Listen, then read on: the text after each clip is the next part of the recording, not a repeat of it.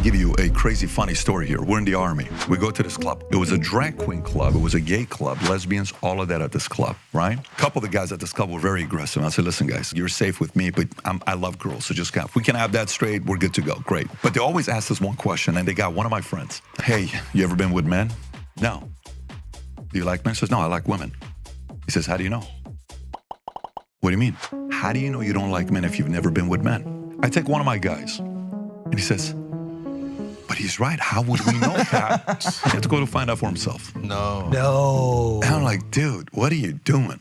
Was he gay? Fine. Every time we take a shower, he was rock solid. What? Every time. Yeah. We would always say, I would say, hey, bro, what's up? Wait, you had to ask him. You know what's up. Yeah. So he liked guys. So he would see other guys in the shower. I'm like, listen, moving forward, you got shower 9 to 10. We're going to come at 10 o'clock or 8 o'clock. But your shift is this time. By the way, he's married today with 2 kids. Did you feel some guilt that your friend was sucking in a Kentucky nightclub because you brought him there? He's 18. Always take This guy got. What's up, everybody? Welcome to Flagrant. Today, we are joined by the current king of Florida, and if we change a couple rules, a future president of the United States of America. We got Patrick Bet-David in the building. Okay, PBD, I'm very excited. Thank you so much for being here. Finally, we made it happen. It's great to be here. I've been looking forward to this. Me too. Now, I want to start from the beginning with you. Yes. We got a lot of things I want to get to. Obviously, Okay. Florida stuff going, DeSantis announcing, Trump roasting him, everything. But I think your life experiences have informed your perspective in a way that a lot of other people in the media field maybe do not know or can't relate to, or they just don't have these life experiences. So bring me back to the beginning. Iran, born, Christian, Assyrian and Armenian? Assyrian and Armenian. Okay. Very briefly, what is Assyrian? Assyrian is Babylonian. They're the first Christians, first warriors. You know, them and Armenians always debate on who was the first Christian. If you read the Bible, you see Assyrians all the time. Aramaic, so I speak Aramaic. So Passion of the Christ. You speak Aramaic? I speak Aramaic. Wow. So in the movie Passion of the Christ, Jesus, we bro. understand what they were saying. Wow. Nobody else. Well, I mean, except for 7 of us, you know. Wait a minute, you grew up speaking the language the Bible was written in? Yes.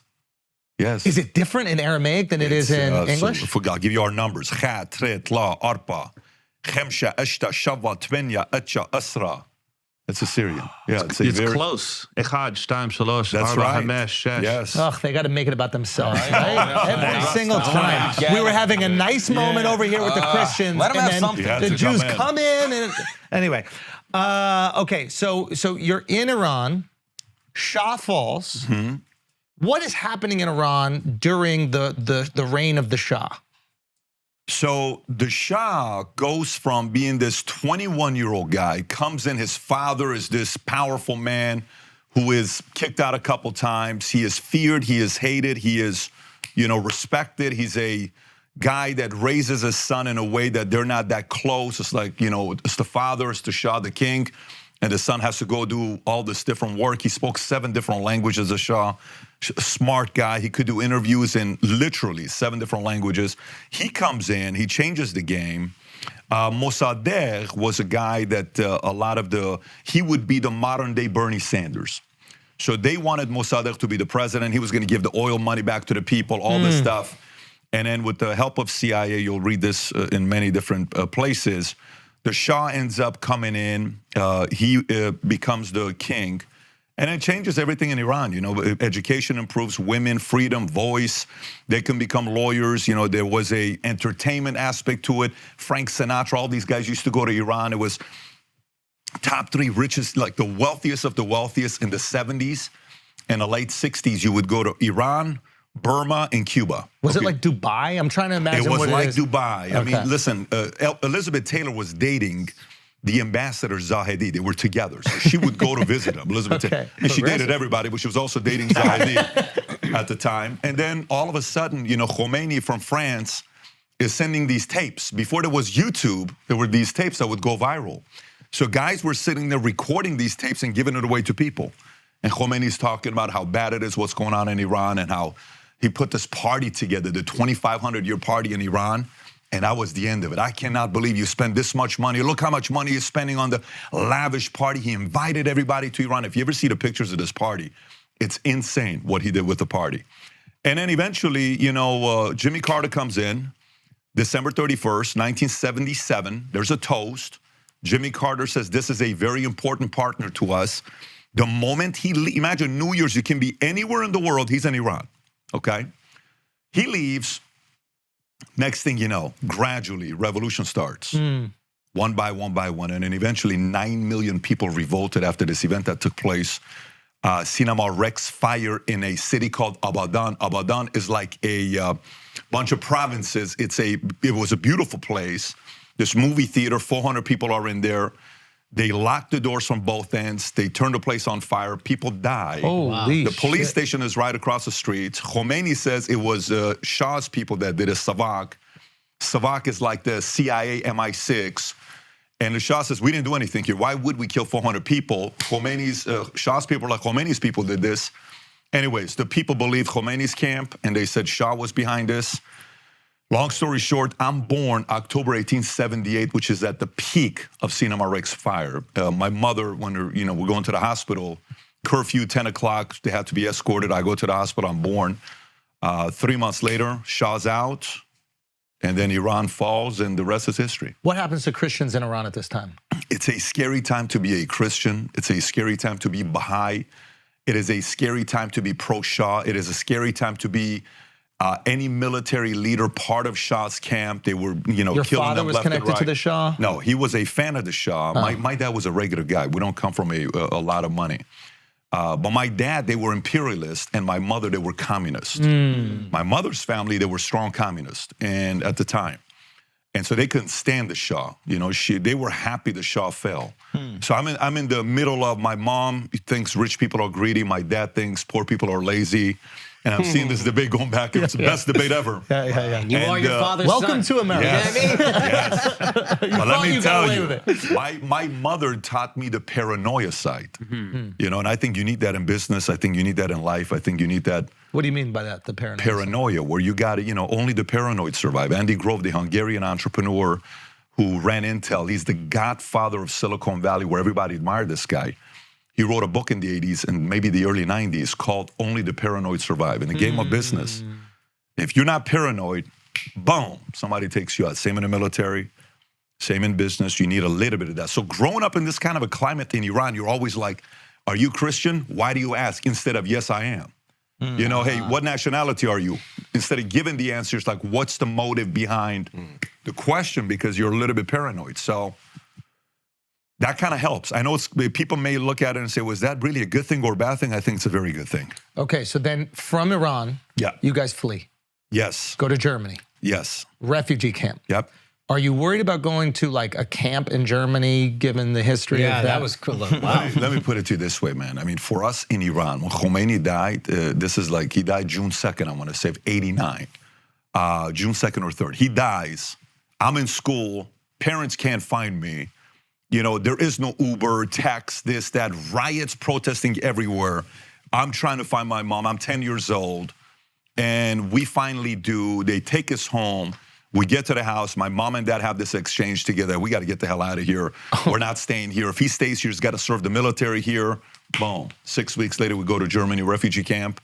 We're on the plane, Lufthansa, and you hear the announcer saying, you're free to drink alcohol. We've officially crossed the border. And that's when everybody felt free, because nobody thought it was real until they said you can drink alcohol. Wow. It was a very wild moment, yeah. I will never forget that. Yeah. Wow. Okay, you land. What's the refugee camp in Germany like? I mean, listen, man, it's not what you think. It's just a bunch of people that are trying to fight for freedom. We're all from Poland, from Czechoslovakia at the time, Yugoslavia, family, Anna Maria, Miodrag, the Staff family over here.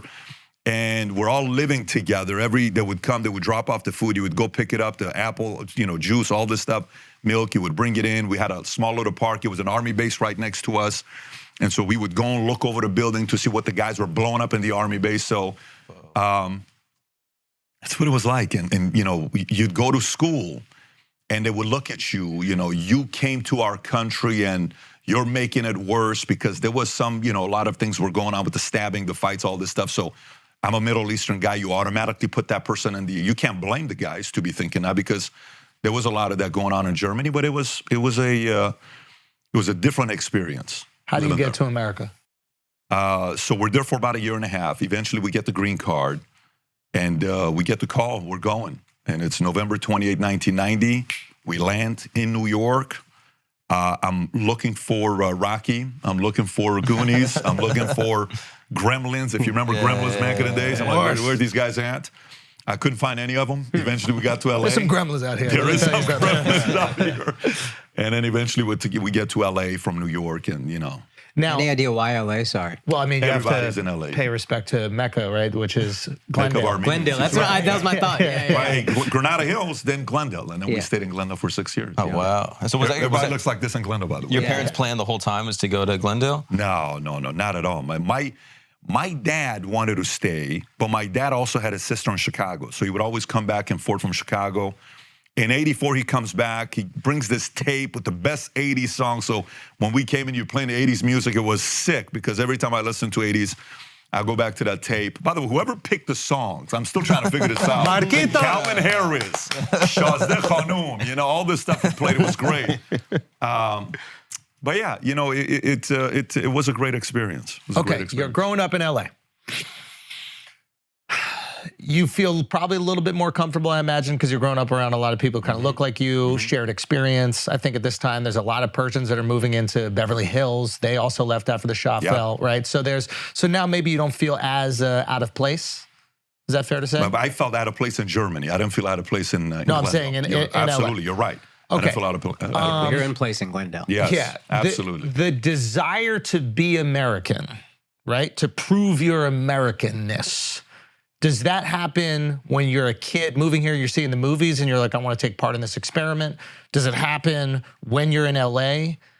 I'm wondering because you go to the Air Force, and I've always thought that that is a way of proving that you're willing to pay the price to be part of this amazing experiment.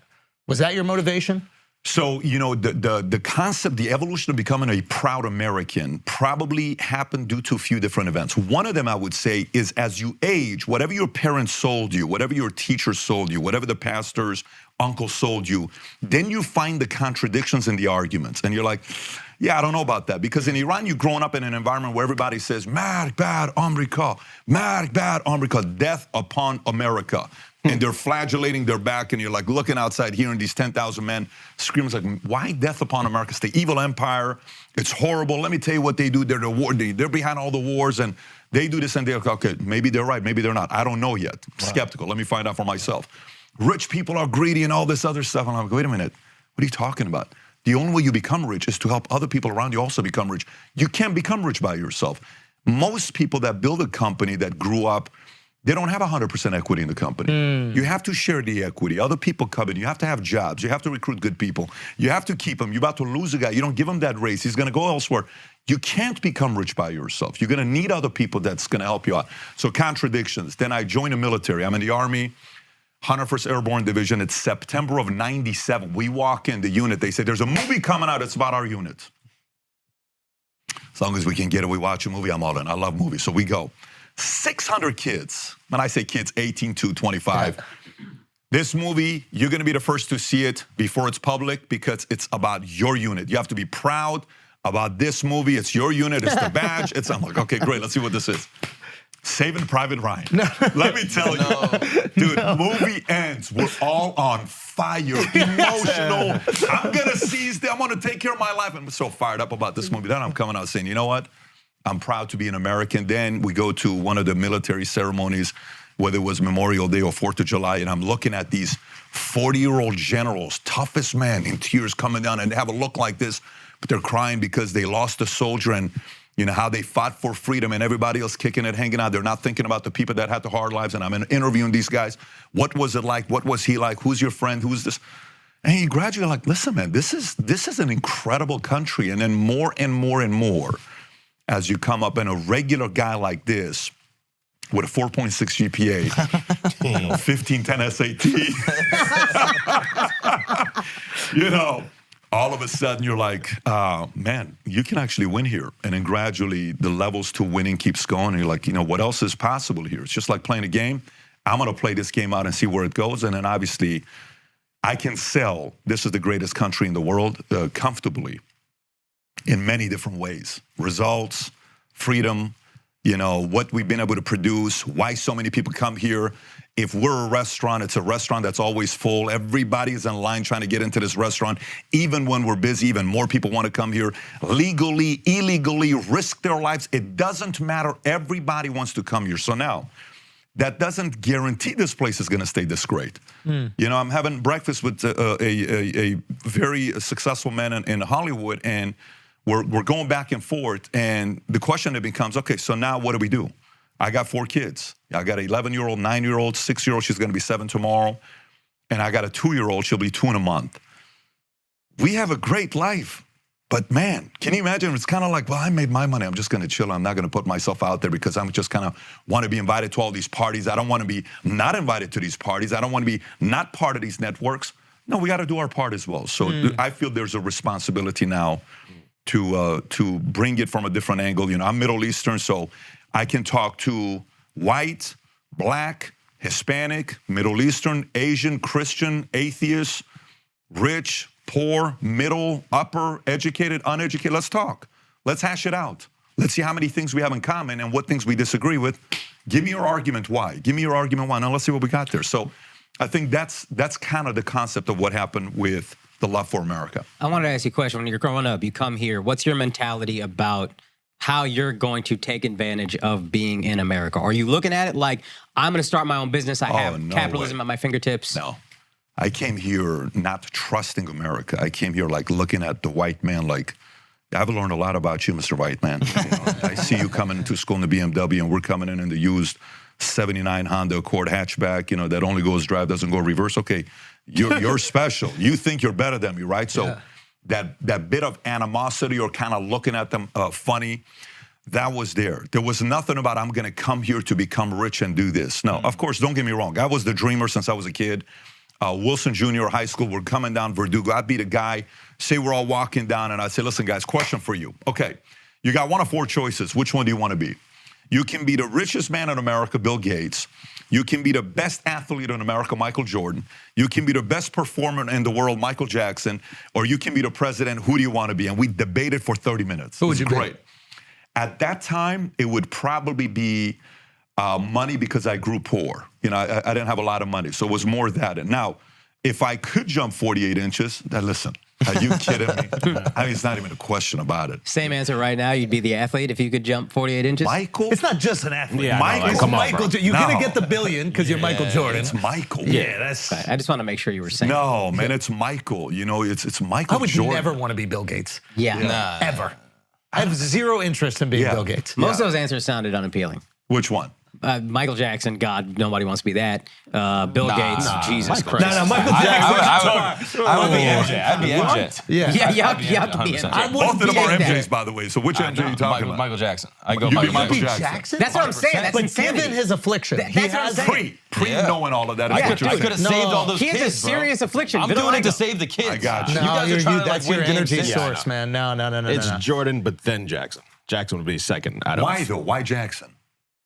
I mean, out of Gates and president. You gotta President, be I don't want to be. black. Like, Yeah, that's that's too much Okay, I responsibility. That got you. sucks. So that's kind of what the angle you're going. Yeah, I feel like if you're Michael and you have aspirations to do the other two, you can.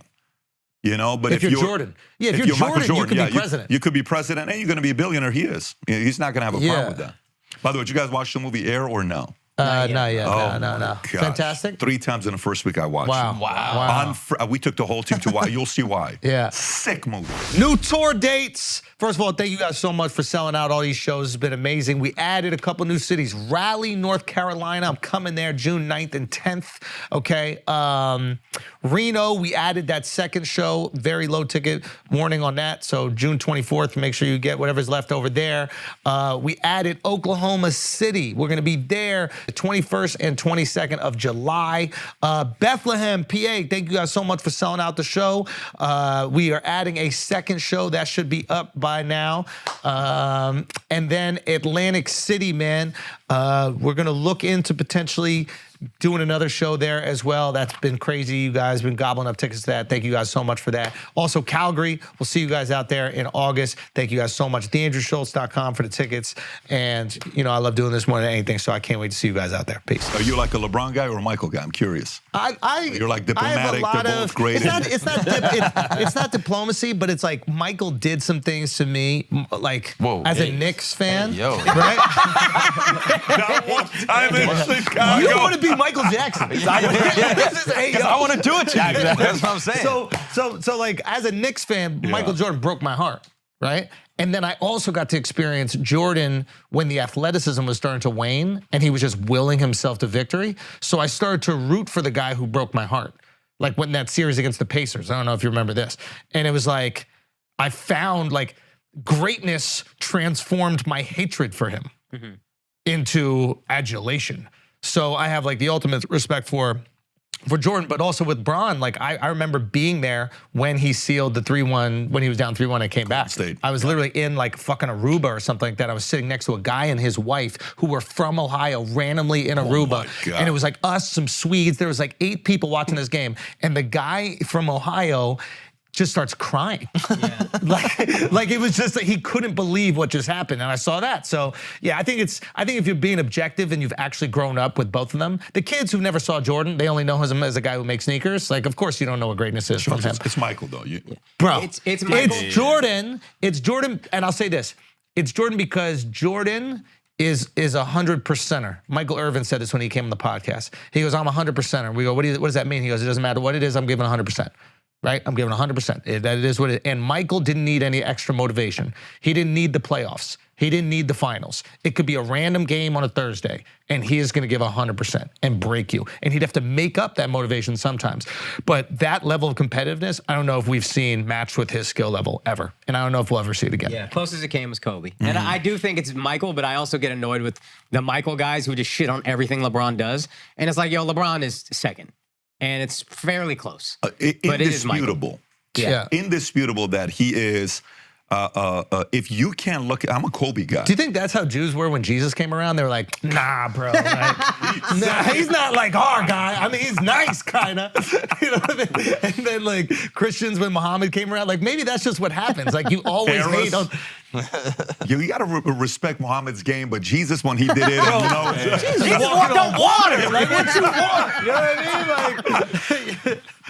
Like, yeah. Anyway, so yeah, okay. So you have this crazy thing. You go, you become crazy successful, right? You get some confidence from the military, I imagine. Yeah. When do you go? Like, and why finance? You go from the military to finance. Why? Man, I love numbers. So simple as that. I mean, I can't tell you how much I love numbers. Oh yeah, I love anything to do. Everything here is numbers. Number of cameras, angles, how you're seated, you know, the books, you know, the buy books by foot, you know, 10 feet, 20 feet here. Everything is numbers. You know how much you love numbers? You took the SAT and then walked out of the verbal portion, which means you literally just wanted to take the SAT math. Listen, I'm not getting into college. I just want to do this test. And I love, listen, when I was in the Army, I bought a math analysis book just to do math analysis in the Army, in my barracks. That's how this is not a story I proudly share, but that's how much I love numbers. So when I worked at Morgan Stanley Dean Witter and I'm looking at the Series 7, everything, they're like, you realize you're gonna fail this test. You know, if you fail it, you're not gonna get a job here. I'm like, let me give it a shot. And then you take the Series 7. First time, if you fail, you lost you get fired. Boom. I'm like, I love this world. Look at this. What if you can do this and you can take money and do this with it? And what about this investment? How about the? It's a beautiful game. I mean, to me, capitalism is all a game. If you look at this game of like the whole concept of business, you're playing a game and you're killing it, right? I mean, Flagrant, you guys are killing it. Your podcast, your show as a comedian, the whole concept of a comedian, how you do it. You know, if you're too disconnected from the audience, you're not going on the road to kind of see the reaction, how they reacted, how many of the people reacting to this joke, men, women, most of them were men, none of them were women. What if I can do this?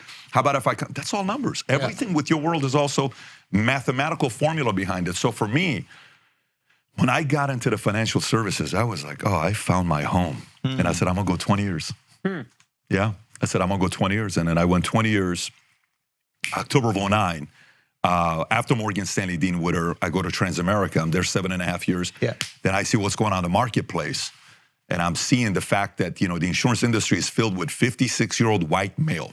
Yeah. And I saw no one else is going from women selling insurance. Do you know anything about insurance at this time? Nothing. My parents have never owned a 401k. Insurance? My parents have never lived in a house my parents owned. They've never owned insurance. We didn't even have auto insurance back in the days. Nothing. The car didn't go Literally, my dad backwards. he was a cashier at a 99-cent store. No, we got nothing. Zero. Okay. I kept asking my mom, you guys sure we don't have some kind of a relative that's got oil? I'm looking for one uncle. Does anybody have money? Nothing. Zero. So, communists. so you're like, all right, fuck it. I'll just dominate the insurance business. Yeah. Now, how did you dominate? You said there was basically a white space where everybody is white male, So and now you can. Let me tell you, there was a couple things that was going. This applies to every business. This applies to whatever you do in your life. So these guys wrote this book called Blue Ocean Strategy. If you've never read it, you got to read it. Okay, so the whole concept of Blue Ocean Strategy is how can you be? Everybody's making fun of these guys. How about if I'm not going to compete for this space, I'm going to go do comedy here. Everybody's playing this game. Everybody's selling to these guys. I'm going to go sell here. So I'm looking at insurance, and I said, okay, everybody's targeting this audience. No one's targeting the fastest growing audience in America, it's the Hispanic audience, and no one is recruiting women. Only 17% of agents are women? You're kidding me. No. Perfect. That's what we're going to be doing. Boom. We target that audience. The financial industry was going away from social media because they were scared. Every communication you have with your client, you have to document it. We can't do that. Social media is not waiting for you. So I dropped my securities license. I focused only on life. Fast forward to today. We just sold a company a year ago. We have roughly 45,000 people we've licensed in 49 different states. 54% or so are women. 51% are Hispanic. In a company. And the average age is 34 years old. You come to a convention, you're going to look at the audience, you're going to say, there's no way in the world this is an insurance conference. It's a big-ass party. How much did you sell the company for? A few $100 million. A few $100 million is a wonderful way to say it. Yeah, it is. Okay, so you get complete financial freedom. You don't have to work another day in your life. I don't have to work a single day in my life. And then you decide to be a YouTuber. Well, the YouTubing thing kind of started 2013. Right. Well, I'm like, let me do a video a week called 2 Minutes with Pat. We do 100 videos. Only the last video was 2 minutes. Everything else was 7 minutes, 9 minutes, 12 minutes. And then we kind of grow and I'm like, listen, there's an audience for entrepreneurship. Let's pick one word. We went entrepreneur, created a bunch of business content. And I said, I'm not touching politics. Every time I did politics, Mario would say, Pat, you're talking politics. This is not politics. Pat, you said you don't want to do political content. Okay, we can't do this one. Let's change it. And then eventually I take a break. We're at like 450,000 subs. And I said, I'm not doing this right now. We took a 3-month break. I was having kids and family's busy. I'm traveling 6 months on the road.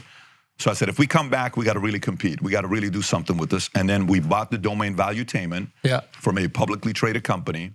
And we picked it up. They changed their companies into Valuetees. Then we started changing the structure. We're going to do some interviews. We're going to talk to some people like yourself. And boom, that became interesting. We do an interview with Michael Francis. It's on the cover of World Star. Everybody's messaging us. And we're like, wait a minute, this thing just got that many views? This thing got this many views? Yeah. What can we do now? Michael Francis is a famous mobster. Yeah. Out of Long Island or something like that? Where was he? Right around here. He was making, anywhere between 2 to 10 million a week in a gas business. Yeah, he was a smart mobster. He was a smart mobster. Rare. Yes. Yeah. He found a hack. Yes. What was it? What was the gas hack again? The gas tax. It was the 41-cent discount This is brilliant. Yeah. Because he wasn't paying the gas tax. Yeah. And so he connected with the actual gas stations, right? Yes. Yeah. Break it down. Him and the Russian mob worked together closely, and he could get gas cheaper than anybody else for you. 20-cent discount for you. And everybody was calling him. He was the guy that was running everybody. And then next thing you know, they're like, wait a minute. This guy's making the Fortune magazine comes at the top 50 most powerful mobsters in America. He's on like number 13 list at the age of 38. Yeah. It's like, wait a minute, why is this guy on he's this not even list? a boss. I don't even know if he was made at the time, right? He was a capo. Okay. He was a capo. So there's the boss, the consigliere, the underboss, then you have capo. He was a capo. Okay. Sammy was a underboss under Gotti, and Sammy made money, but Michael was known as the earner. Yeah. Okay, so you get into these mob guys and you're doing a bunch of these interviews. Yeah. And when do you pivot?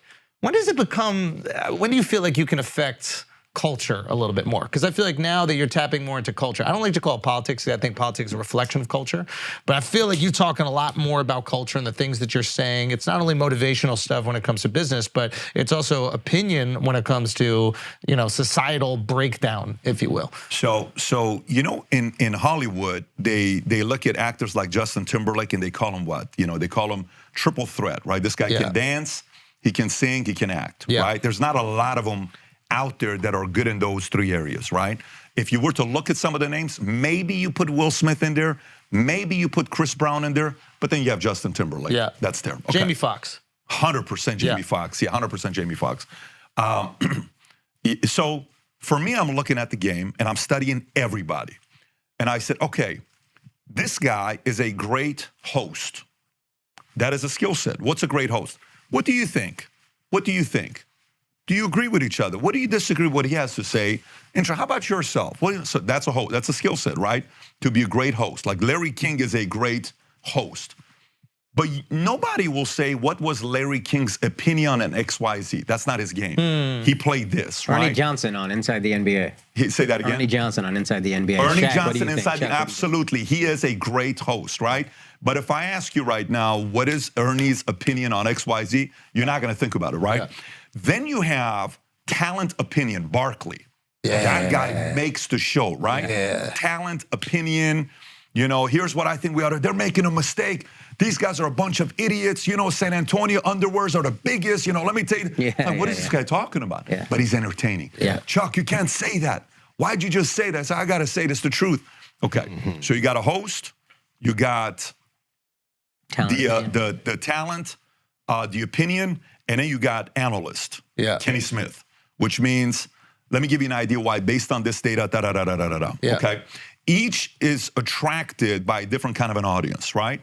If you can do all three, now you got a different kind of a element of talent. So for me, I looked at this and I said, okay, I enjoy this, okay? I enjoy listening to banter conversation, but then I got opinions about different things. So there is risk with the opinion game. Big time. That's the risk. So a lot of times I had a meeting with this guy today, billionaire, business guy, Hollywood music. You know, what we talked about for breakfast, you can't talk in his world and give what he really thinks about, his opinion. If he does, it could ruin a lot of his business and his life. Yeah. So there's a risk into doing that. Eventually I said, you know what? I'm gonna do this with valuetainment. Here's my opinion, here's what I believe, here's what I do. If you don't like it, I totally get it. But I'm gonna give it to you from my POV.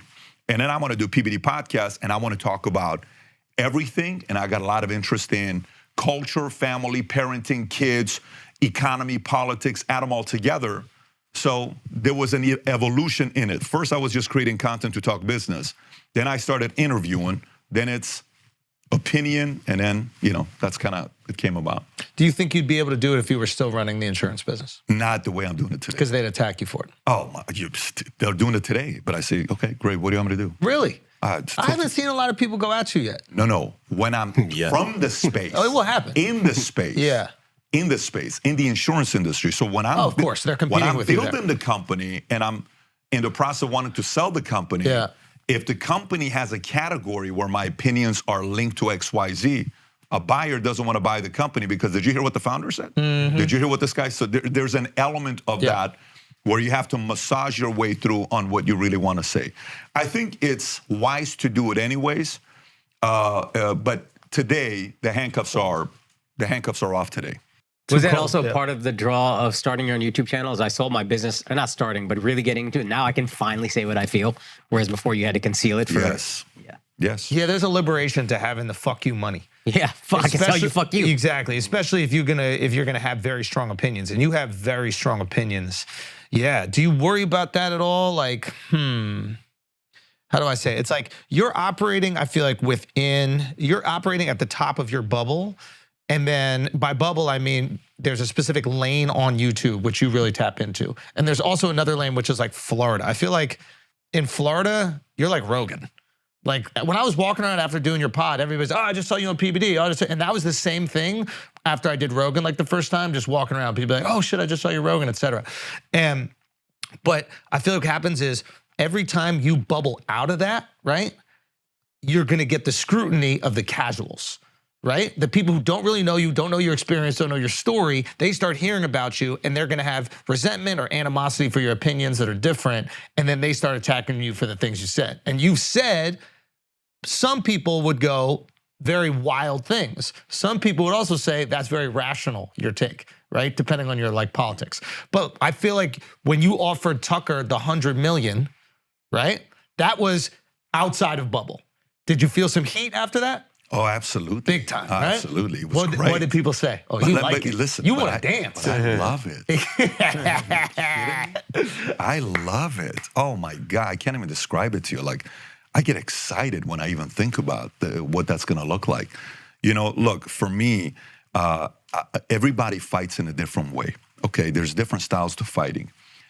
You know, when you have a fighting style where, you know, Larry Holmes versus Ali versus, all the Ken Norton versus, Foreman versus, you can go and look at everybody, so it's a different style on how they would fight, right? I think in this world of communication, there's a different way to fight and deliver your message, to yet stand your ground, but at the same time, maintain a relationship with the other individual. That is an art. It's not easy to do. It's very hard. And the way you do it is by, I think what is unattractive is the following, is when you're 100% I'm right, you're wrong, you're an idiot, you're a moron, and some people do it that way. I don't think you're opening up the door to want to have that exchange. I think if there's an opportunity to say, listen, man, leak some argument. What do you think? I love that you do that. Yeah, That's tell me. a very cool thing. Maybe I'm off. Tell me where I'm off. I'm okay with that. If I can compliment you a bit more, not only do you bring on people that were going to disagree with you, you don't bring on like punching bags from the other side that you could just bully in an argument. You bring on smart people who make great cases. And I think that's really cool and rare in this space. And going off what Andrew said about you get hate from the general audience that doesn't necessarily know you, how would you describe yourself? To them or to who? To the audience? Everyone in general. Yeah. Well, I mean, I think it has to do with how long, like, for example, I'm asking him about the story, okay? The unique story of this building next door, right? Mom, how he grew up, down the street, how far, the bike. They don't want him to ride the bike because he goes the other way. October 30th, birthday, 40, family, yesterday's exchange in text. I'm curious about this guy as a product, right? I'm curious about him as a human being. But he didn't become who he is today because of what I've consumed of him the last 5 years. I want to know what prompted this guy to be here. Unfortunately, in America, too many times our judgment is on who this person is. Chelsea Handler makes this video, perfect example. Chelsea Handler makes this video calling out Adam, one of our guys. And she says, whoa, look at this guy, alpha. Trust me, you are definitely not an alpha. He gives me the SDE energy. And trust me, I can tell you for a fact, this guy on alpha motivation 0, you're not alpha. This is coming from an alpha. You're a 0 is what you are. So she calls him out and she talks about the fact that it's incredible to be childless.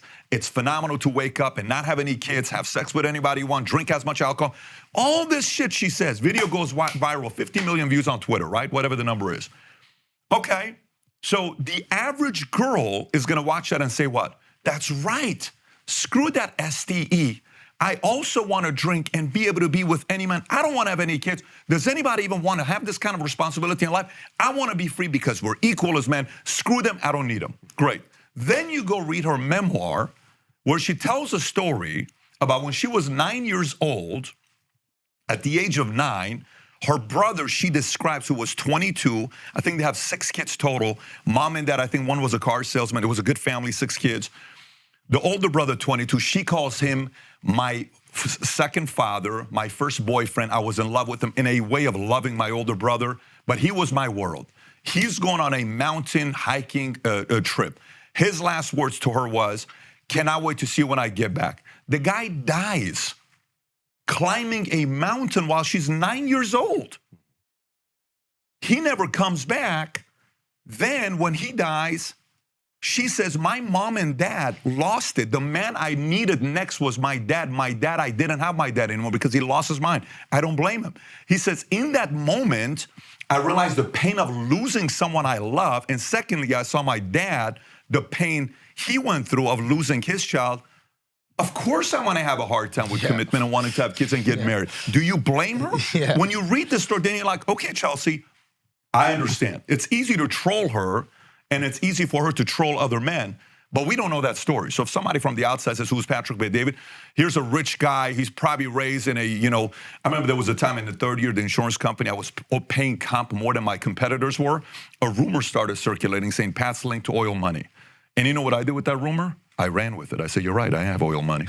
I can pay the kind of money you can't pay. I don't have oil money. My dad worked at a 99-cent store in Inglewood by Great Western for 15 years. But I love that rumor. So I ran with it. So if somebody doesn't know your story, great.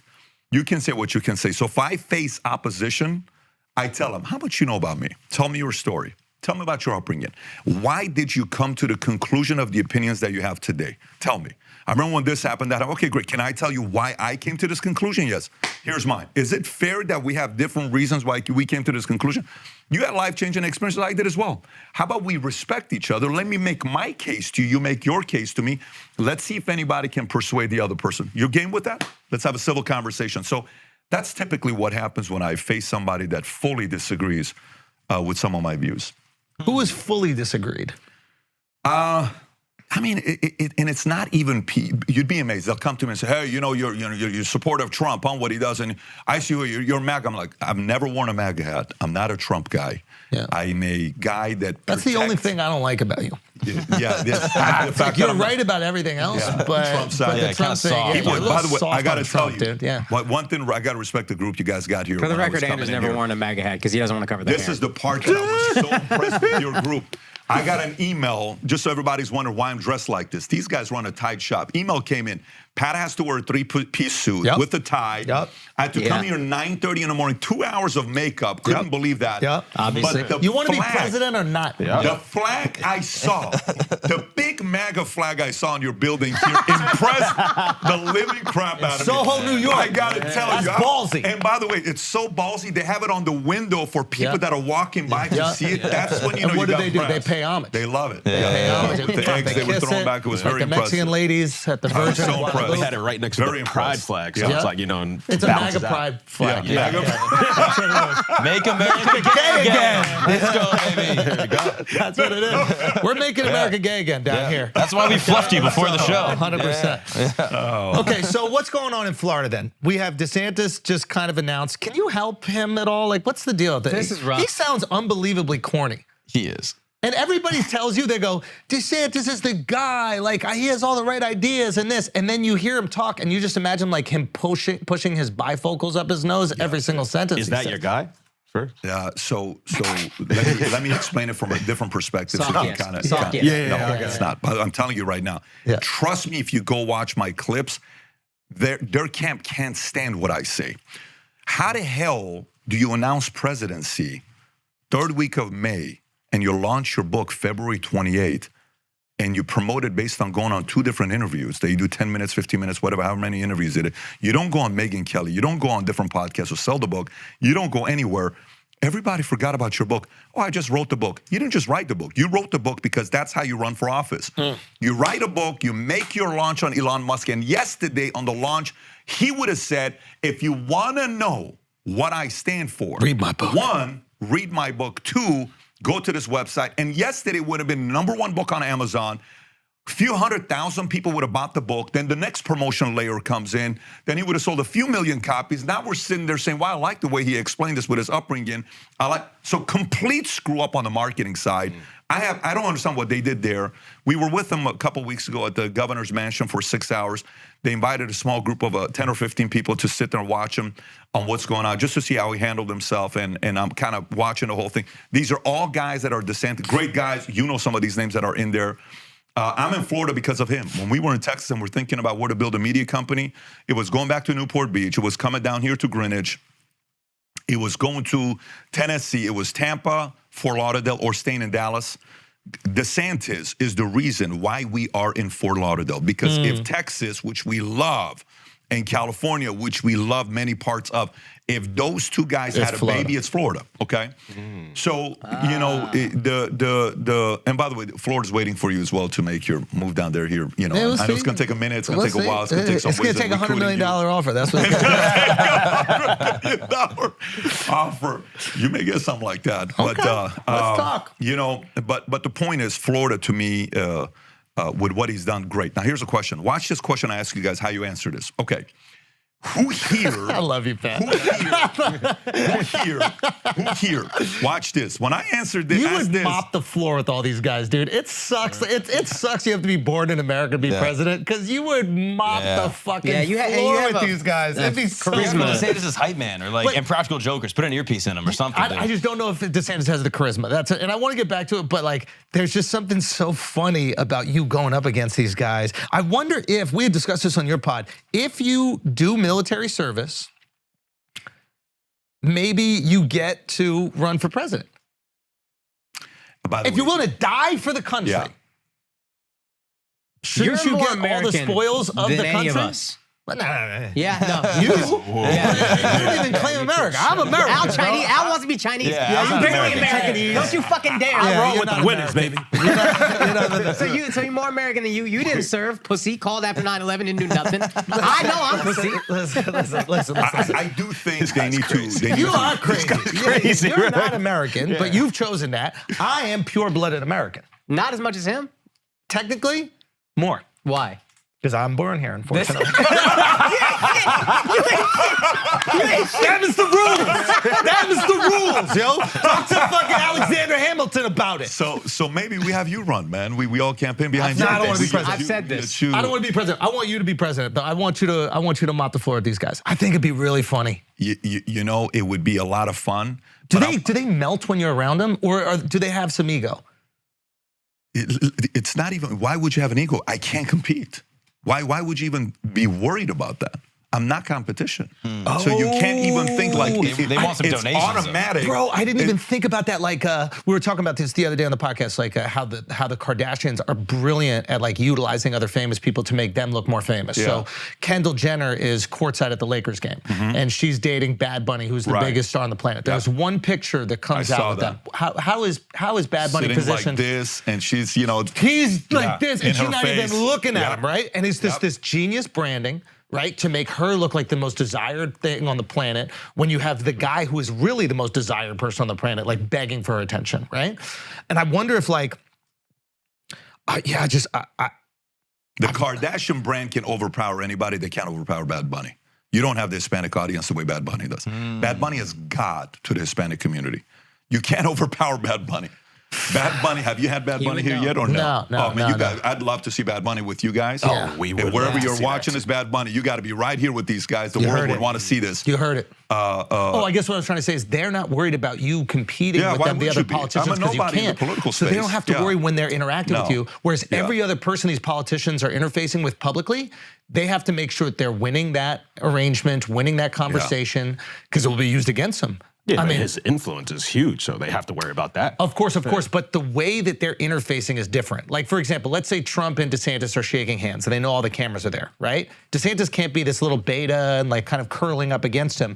DeSantis can kiss your ass like he would a donor, like he would anybody else with influence, because he doesn't have to worry about that competition. Yeah. Not even potential competition. Bro, why just run for Florida governor, dude? Just be Florida governor. No, that's my question. If you can't be president, what would you be politically? Listen. No, I have no desire to be a governor of a state. If you're governor of Florida, I guarantee you can be president. No, listen, that part, you know. Not president in America, but we'll find a fucking place. Assyria. We're bringing back the empire. Florida's going to secede. That would be great. That would be funny. No, I have no desire for it. And here's the part, though. So the great thing is, like, when you know you can't compete for this one thing, okay? You know, legally, you can't. Laws. Doesn't matter how much you can't say you can't. What if? No, listen, you can't. Like, when you know you're vertical, you can only jump 20 inches. I'm going to go be a dunk contest champion like Spud Webb, and I'm 5'7". Bro, you're not going to pull it off. You got a 20-inch vertical leap. He had nearly 50 inches, right? So in this part, I know it's not going to happen. What's the other part? It could happen. What we will do is we will compete in a media space. And we will compete in a very big way. Right now, man, you know what I'm doing right now? I have only one plan right now. Trying to put a super team together, brother. That's the only thing I'm thinking about. I know. That's all I'm doing. All I'm doing right now is putting a super team together of people who love America. Yep. who are, remember the whole name valuetainment is what? You have to bring value, but you have to be entertaining. Yeah. If you're not entertaining, our brand doesn't fit you, your person. You have to be able to entertain because it's just as important as bringing value. But if you can do both, you're a valuetainer, even better.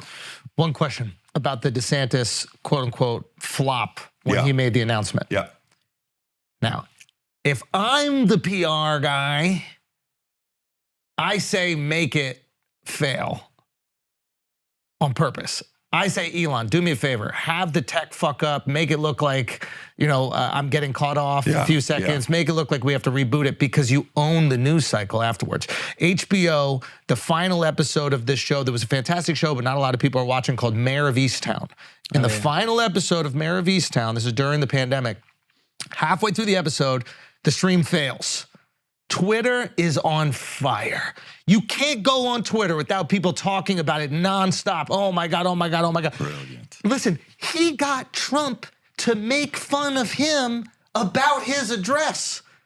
So it's like you're almost playing the Trump game. So if I'm the marketing people behind DeSantis, I win the news cycle because everybody's talking about me, good, bad, doesn't matter. And two, now I actually want to see what he was saying, so now you get the message across. Do you think that that was planned? Do you think they have somebody with some balls on the campaign? I think it's less than 1% that was planned because Musk and Sachs, if you listen to the entire recording, Musk and Sachs were also putting plugs into Twitter in the future. It was just as much about Twitter's future and mainstream media's future as it was about DeSantis. So it can't fail Twitter as well. I think the brand actually was elevated. I would say it's 60 DeSantis, but I thought it was 40% yesterday about Twitter Spaces, mainstream media, Musk, Sachs, what they're doing. Those guys are going to be players. Obviously, Musk is number one, but in the media space, the game changed yesterday. 700,000 people are watching this thing and it crashes. Are you kidding? 700,000 people live in a room are waiting for this, and they had to go on Sachs's account because Musk's 130 million messed up the algorithm, so they went on Sachs. Sachs got 650, and it was fine. Everybody could listen to everything that was being said, and DeSantis made this announcement. Yeah, I think Twitter's going to be. I've said this the day Musk bought Twitter. I did a video and I said Twitter's going to be a $1 trillion company. Okay, what they're about to do with Twitter, it's scary. What are they about to do? Tell us. Oh my gosh! What a great setup. This is why you need to be president. What we're about to do to China, we'll be back after the break. But we need to do it together if that's going to be the case. I'm going to need your help. I'm going to need your help. Okay. So, but you know, with the whole Twitter thing. Okay. So YouTube right now, there's an audience that's worried about what's going to happen with YouTube. Okay. Rumble is winning because of what YouTube is doing. It's a badge of honor right now for some people to say, I got kicked out of YouTube. I don't think that's a strategy, but I don't think that's a good strategy, but I don't know why people are doing it.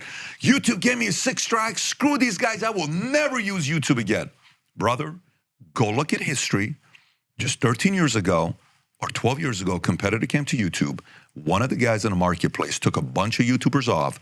They went all to the other platform. It lasted for a few years, and then it flopped, and then everybody came begging back at YouTube. So you got to be pumping your brakes a little bit. Now, having said that, I hope Rumble makes it, and I hope they kill it, because they're very necessary to keep YouTube worried. Honest, yeah. The more Rumble gets bigger, the better it is for YouTube creators. My hope is Rumble becomes a 20, 40, $100 billion company. Go light it up. But what I think will happen before they become a $100 billion company, Musk will buy Rumble. Either he will buy Rumble. I think Sachs sits on the board of Rumble now or something like that. An announcement was made this week. So it's a very interesting. Sachs is the most trusted guy to Musk. Thiel is also involved with Rumble. Thiel, Sachs, Musk all go back to the PayPal mafia. They could come up and scoop up Rumble and say, hey, can you fix all these things, Sachs, before we buy it? Yeah, okay, here's $5 billion. Come to us. We're going to put it under Twitter, and we're going to use the technology the way we want it, because now Sachs is in there to give us ideas.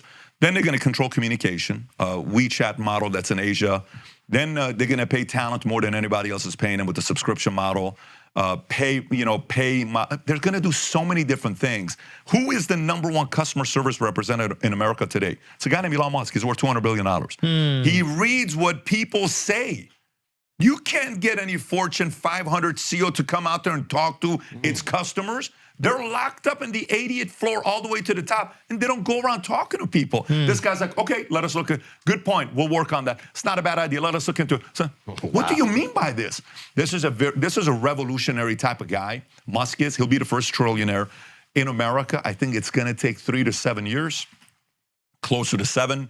But depending on what happens to the economy, could happen 3 years. I think in 7 years, that guy's the first trillionaire. Do you think it's a bad use of his time to be responding to people in that way? No, not to How him. long should he do it for? You have to know, if you're as curious as he is, you know people who are using your product know more about the product than you do. You only have one lens, okay? You have to get other lenses that show your blind spots. Like even right here, right? Okay. You know, he's doing what he's doing, but that guy's gonna say, look at the camera this way, move that. Can you see that the logos are, we're not getting sponsored? How about this? Musk has that. Do you know what it is? It's very, very unique. It's like Conor McGregor saying that he's gonna fight again. Who knows if he's gonna fight again? But the fact that his name is in the conversation is good for the alcohol brand he has. It's good for the entertainment brand he has. It's good for the management company, because his brand is wrapped around him as a fighter, not him as a retired fighter. Elon answering 5 tweets a day is just a reminder, yo, I'm listening. I'm here and this is my company. Like an attention lottery. That's it. That's it. So not only tweet at me, but know when you're tweeting on Elon's platform. You're driving a Tesla, that's Elon's car. And all of us are literally invested in Elon. If some random person bought Tesla, I'd probably take my money out of Tesla. I am invested in Elon, and Tesla is my ability to invest in Elon the man. If there was a stock that was just Elon stock, and it kind of wrapped up all his different ventures, we would invest in that. I think that's pretty fair to say. Facebook. I don't think you're buying Facebook stock. You're buying Zuckerberg stock. I ain't buying none of that. I ain't buying none of that. Whenever it IPO'd in 20 whatever, that was the line of thinking that I was told by my uncle. He bought it, and I was like, I'm hearing not good things. He's like, I don't care. I trust this guy. This kid knows what's going on. He's going to build I trust the thing. him. Now, Fair Meta, enough. he might be out of his depth, whatever, but that was initially the comparison I was making. Okay, so we got off track a little bit. DeSantis. Okay, how do we, or do you think that DeSantis can even beat Trump? Okay, so it's almost at halftime. They're down 37 points. How many times have you seen a team come back from halftime being down 37? Never. Not often, right? I was at a game one time, playoff game. Rockets are playing the Clippers. They're up 28 points going into the fourth quarter. It's me and Robert Greene, author of 40 Laws of Power. You remember that day when we were together. He's like, you want to go to dinner? I said, well, let's just wait 2 minutes. And then they bench James Harden. I don't know why they bench James Harden. Boom. Boom, boom, boom, boom, boom. Rockets came back and beat the Clippers being down 28 with Harden on the bench. I'm like, what? What the hell just happened right now? Couldn't believe it. I've never seen anything like that in my life. So Harden in this case is who? DeSantis. Casey can help him win it. Casey is very unique. Casey, his wife is. Have you seen his wife I thought speak? you were talking about Casey Neistat, bro. I was like, is he going to do daily vlogs? Casey, if you watch Casey in a small setting, oh my God. She's on it. Talent. Talent like you wouldn't believe. Wins by, attractive, good talker, smart, intelligent, supportive, protective, defends the husband, has the story, can connect with moms. It's a very unique dynamic part that he has. Look, this is the best way to look at who DeSantis is. Who in here is the one that knows the most about technology, shit breaking down, data, statistic? Who's the most analytical, organized person in this floor right now? Who's a person? Probably. No, Mark. Mark? I mean, You'd put Mark. Okay. How well is Mark on camera? Good. How great? Guy's a star. Right. Is he? Guy's a star. He's a star. Okay, this is the last name. What's your last name? Gagnon. Okay. That'll Now, lose you. Fortunately, the Gagnon, you said, what was it called? Show called? It's the podcast called? Yes, Camp Gagnon. Yeah, and you go to, you listen to 2 songs to get home, right? Yes. What was the song you said? The Red Hot Chili Peppers? It was Give It Away and then Black Hole Sun today. 7 minutes to get home, right? 7 or 8 minutes to get home. Okay. Now, fortunately, he has charisma. But in most cases, a guy that can go, like in my case, when I was coming up at Morgan Stanley Dean Witter, I had a guy that was next to me. He knew everything about every product we sold. I could not believe how much this guy knew. He would do laps around the branch, man, around everybody. Couldn't sell. Yeah. Didn't have the charisma. That's my concern with DeSantis. DeSantis can do laps around anybody when it comes down to policies, Constitution, all this stuff. But he's going to need to lean on his wife for the charisma side. Because even yesterday when he's doing the live, he just read for 7 minutes. Bro, that's the thing. It's like, and I think he's doing the same thing that like Hillary did, which is, Charlemagne had an interesting thing about like Hillary, when Hillary ran. And he goes, when Hillary ran, she came on the Breakfast Club. And they teased her about saying that she had hot sauce in her bag. Oh my God, I'll never forget that. But when he said he was, now, were you just saying that to pander to black people? She took a moment and her like robot brain was about to spew out some bullshit. And then she just went, did it work? And it was the first real moment you've ever seen with Hillary. And everybody laughed. And it was like, oh, there's an actual human being in here that's not having everything like field tested that she's about to say. My concern with DeSantis is everybody around him has told him it's a lock. He's going to win. So now he's playing prevent defense. He's like, I don't want to say the wrong thing that's going to fuck it up for me. Prevent defense prevents you from winning. And I feel like every single thing he's going to say is going to be buttoned down to the T, and you're going to lose any charisma. If we've learned anything, you need fucking charisma. And if he doesn't have it, he can maybe beat Biden, maybe, but he's not beating that fucking Trump Only guy. one way he can beat him. Only one way. Listen, it's so funny you said this. You know what we talked about in the first 5 minutes of the podcast? How only the paranoid survive. Their camp is not paranoid enough. That's They're the too problem, confident. What are you doing? Like, well, I'm sorry.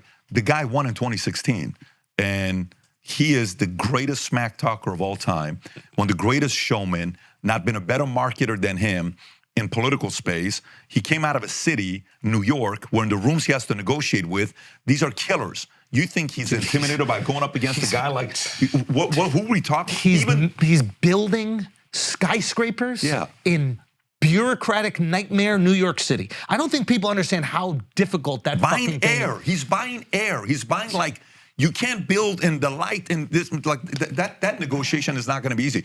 So that's the part with only the paranoid survive when it comes on. But one of the ways that they could be relying on Trump, on DeSantis winning, sometimes when a person comes in and they're a little too confident, they know something we don't know. And I don't know what this is. Listen, I'm not starting anything here, but here's what I mean by it. Start that shit. Here's what I mean by it. So if they're banking on the reason why they keep delaying, because they think the law would have prevented them having to even get ugly. And rather, they wanted to delay it so far so Trump gets arrested and he can't run. And then they come out and he says, look, I don't care what you say. If it wasn't for the president, I would have never been a governor. I wouldn't have. He's helped to win the MAGA vote. And I think there's a little bit of that where maybe they were relying on the law to make this thing easier. Now you have to fight the guy. So DeSantis thought that he was going to get locked up. And then if he did get locked up, he doesn't have to he would defend him. He would defend. And then take all the MAGA voters. It would have been the easiest one. That's the smartest thing in the world. It would have been the easiest but one. Now he got to risky knuckle game, up. though. Now he got to knuckle up. You want to talk about bureaucracy? There's nothing more bureaucratic than locking up a billionaire. Yeah. I mean, that's going to take a long time. Do you think the DNC maybe are like holding the real serious shit about Trump? Wait to them to like fight it out in the mud and then make it so Trump can't run? You know, so these guys are like, oh, the Democrats want Trump to be the face. The Democrats want Trump to win. The Democrats want Trump to win because they know they can beat him again. Because the Democrats, okay, cool. Let's play that out. If that's the case, Alvin Bragg, I'm sorry, why do you do that? Oh, because it helps him. I don't know if it helps him, the pictures of him being in court. Yeah, well, you know, with the Mar-a-Lago FBI, what? Because that helped? No, it doesn't help him. What? Like, if you really think he's the guy, help him beat DeSantis. Yeah, so they're not playing that, you know, dark political games of, well, you know, DeSantis is really the guy that, you know, he's going to win, and then they're going to go after DeSantis. Or the establishment wants DeSantis because DeSantis is more establishment than Trump is. And it's easier to negotiate with an establishment than it is to negotiate with an anti-establishment because one wants to drain the swamp, the other one is coming from the swamp. That's what some people are saying, right? That DeSantis is kind of part of the swamp. Who knows what's going on? All I can tell you is a lot of this stuff here behind closed doors, there's a lot of talks and negotiations going on that we probably are not a part of, and we're not probably not a part of. We're not a part of. But this is the best. This is the one question nobody can answer me. Here's a question for me that nobody can answer. Okay, I had this girl Whitney Webb on, very smart girl. Okay, wrote this books about Epstein. She lives in Colombia. She's got 2 kids. Doesn't want to live here. She feels safer over there. In the podcast, she gets emotional. I don't know if you saw that. She's just powerful. Who she is, how smart she is, but she can't stand Trump. Okay, she can't stand the establishment, but she cannot stand Trump. So I asked her a question. I said, I got a question for you. He says, what's that? I said, tell me the biggest institutions, departments that have made our lives hell since 1963, November of 1963. Why November of 1963? November 22nd, we know what happened. I'm saying November 1st of 1963. November 22nd, JFK gets assassinated. And she says, I said, give me the names, I want to write them down, that made our lives a living hell. Okay, CIA, great, who else? DOJ, great, who else? Well, I would put FBI, but FBI is part of DOJ. Okay, great, what else? You know, NIH, great, what else? CDC, what else? Okay, all of this stuff that we're going through, all these, Federal Reserve, all this stuff that we're writing down. Okay, great. I said, now give me the families in the last 60-some years since November 1st of 1960 that have made America worse, or have made our lives worse. They've had to control the establishment. She's given all these names, the Clintons, the this, the this, the that. We're going through all of them, right? Okay, exactly. And then I asked the question, I said, now tell me this. How many of these organizations love Trump?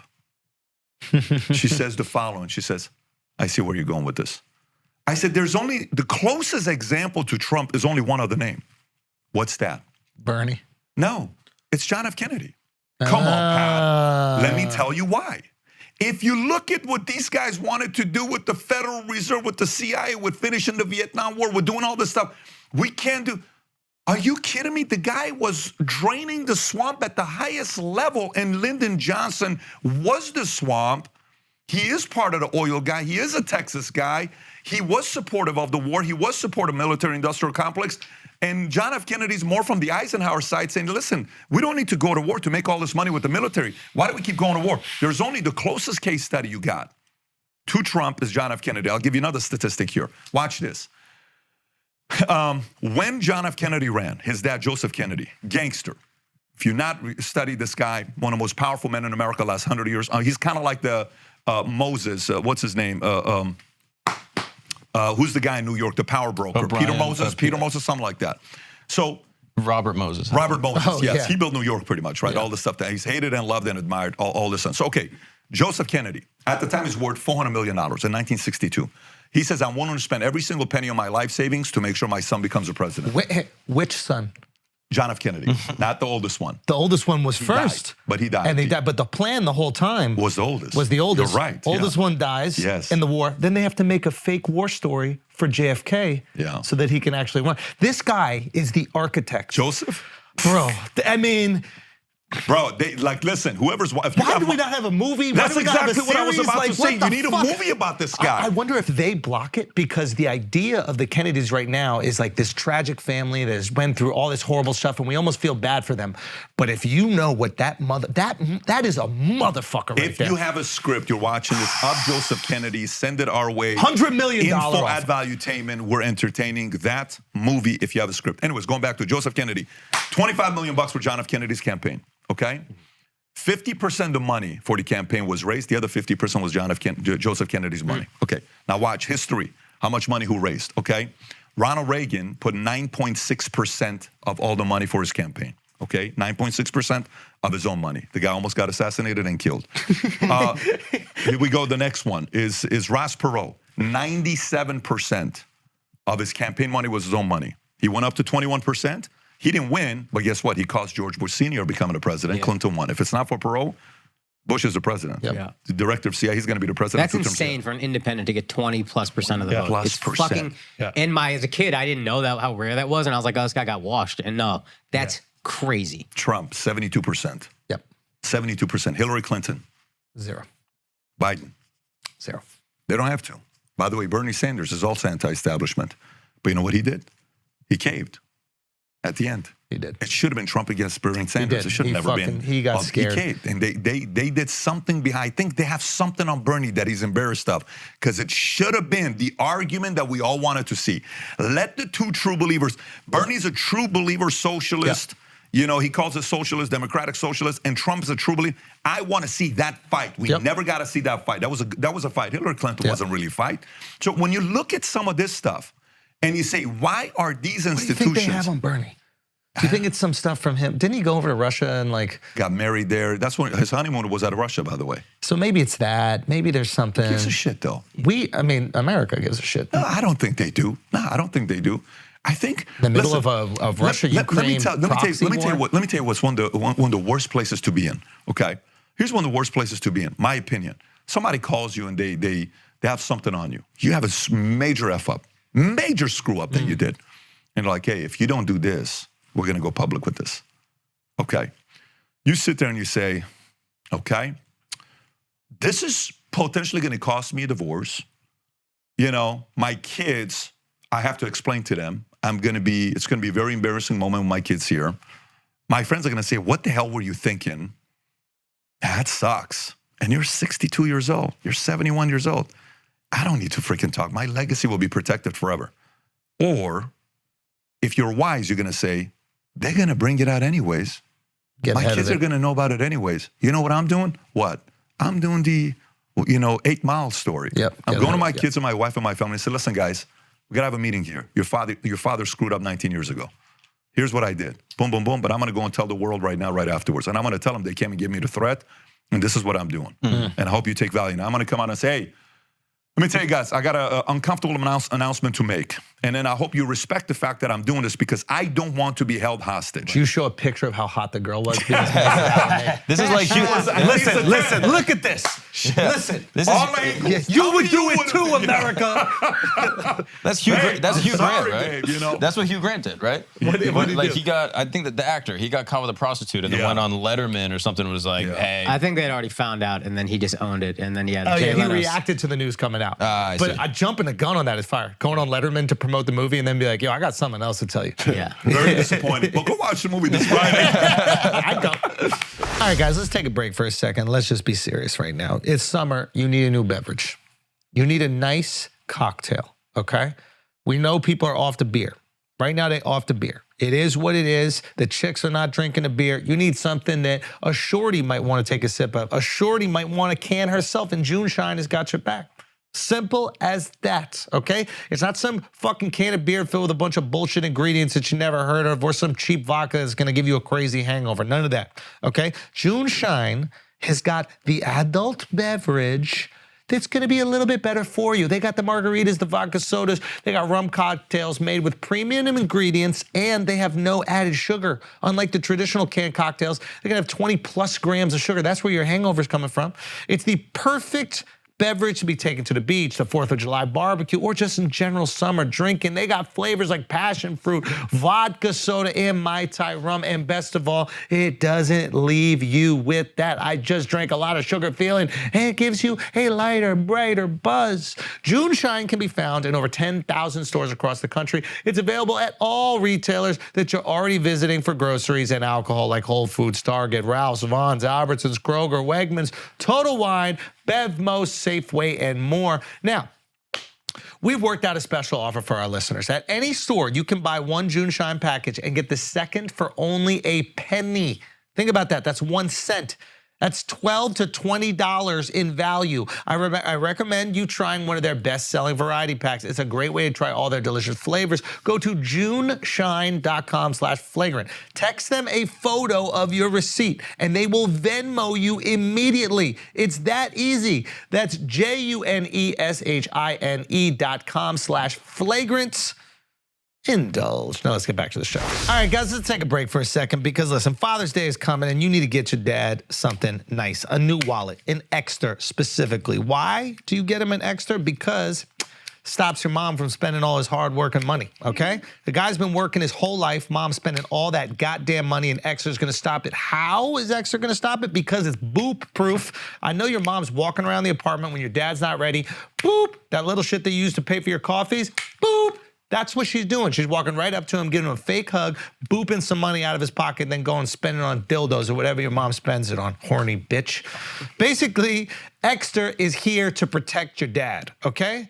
Your dad is also never gonna lose your wallet. You know how forgetful old people get, but this thing comes What does it come with? It comes with a trackable detector, okay? Literally voice activated. You lose your wallet, it's gonna work with Google. It's just gonna call it and you can find it. You can even follow the person that has your wallet, go get it back for them, be careful. My point is, this Father's Day, Extra is gonna give you an extra special deal, okay? Give your pockets and your dad's pockets the upgrade they deserve. Go to shop.extra.com/flagrant and get up to 35% off site-wide with the code FLAGRANT. Now let's get back to the show. Bum Ass Cities Tour is still going strong. May 31st, that's tomorrow. I'm gonna be in Cleveland, Ohio. June 1st, I'm gonna be in Columbus, Ohio. June 14th, Buffalo, New York. June 15th, Rochester, New York. July 12th, Huntsville, Alabama. And July 13th, now there's more dates, but I'm shouting out Nashville, Zany's Comedy Club. Those tickets are almost sold out, so hurry up and buy them because I doubt we're gonna add another show in fucking Nashville. Who wants to do such a thing? Anyway, get your tickets at akashsingh.com. Now let's get back to the show. Quick question about Trump's 71%. I don't know how to ask this without sounding super anti-Trump, but don't we know to not necessarily trust his accounting and his numbers? Isn't he kind of like, doesn't he have a history of fudging numbers? So can I tell you something here? So how do you, yeah. So I brought at our Vol conference last year, this year we're gonna have Brady, Tyson, and Will Guidara from 11 Madison at the event this year in Miami. The chef? The chef, yeah, he'll be there. So tell him to put some meat on the menu. what is this stuff? I don't know. Send that to me. I was a little bit surprised by that. I know. But it's not him now. It's another person that's choosing the menu apparently. I don't know who's choosing the menu now. He stepped away. I don't know. I think somebody told me that. But I want to answer this question for you. So you're asking about, accounting, right? Okay. 5 years ago, I'm at the Four Seasons Spa in Dallas, and I'm doing a business planning strategy session, but I go to the sauna downstairs, and this guy's like, hey, man, I saw your interview with this guy. I'm like, okay, so what do you do? I'm an investment banker. Which firm? Such and such. Oh, cool. How much money? Oh, we do this. Big guy in his 60s, late 50s, early 60s. He says, I said, what's the best speaker you ever heard? He says, you don't tell him? I said, I've heard Tony Robbins. I heard Zig Ziglar. I heard this guy. No one was a more life-changing speaker I heard speak than Andy Fastow. I said, which Andy Fastow? He said, the Andy Fastow. I said, Enron, CFO, jail, Andy. Yes. How is Andy Fastow the greatest speaker you've ever heard? He says, he came in. This is a CFO of a company that's got 100,000 employees working for Enron. And he gets up and he says, here's how this accounting world works. Here's me recognized as the accountant of the year, CFO. Here's next month, my card ID at the jail. I went from this to this. Now let me tell you what happened. He said, I followed every single guideline everybody else followed. And whatever everybody else was doing, we did it as well. But we, for the same exact comparison, we got caught. And here's what happened to us. All of a sudden, boom, Enron, he's going to jail. Then they try to get his wife and all this. He does 8 years. Anyways, he comes out. Now he's doing what he's doing. We had him at the event to speak and tell the story because you have to be careful when you make money, who is on your team. So think about right now Elon Musk's life. Think about his life. He's running Tesla. He's running Twitter. He's running SpaceX. He has, I don't know how many kids, 8 or 9 kids. And he has to talk to his accountant, and he has to talk to his Goldman guy, his Morgan guy, and he has to follow the accounting laws that are changing and how do you, so okay, I'm hiring this accounting firm. Do I hire this forensics to audit this accounting firm before I hire the accounting firm? At the next level, it's very complicated. I'm not undermining anything there. I think the one angle you could have taken is to say, well, yeah, he funded 71 or 72% of his campaign, but isn't that from his father's money? Because his father gave him $1 million or $10 million or $40 million. I can see that as an argument, to say he got money from his family. But John F. Kennedy, some call him one of the greatest presidents we've had in the last 50, 60 years. 50%, all the money was given by his dad.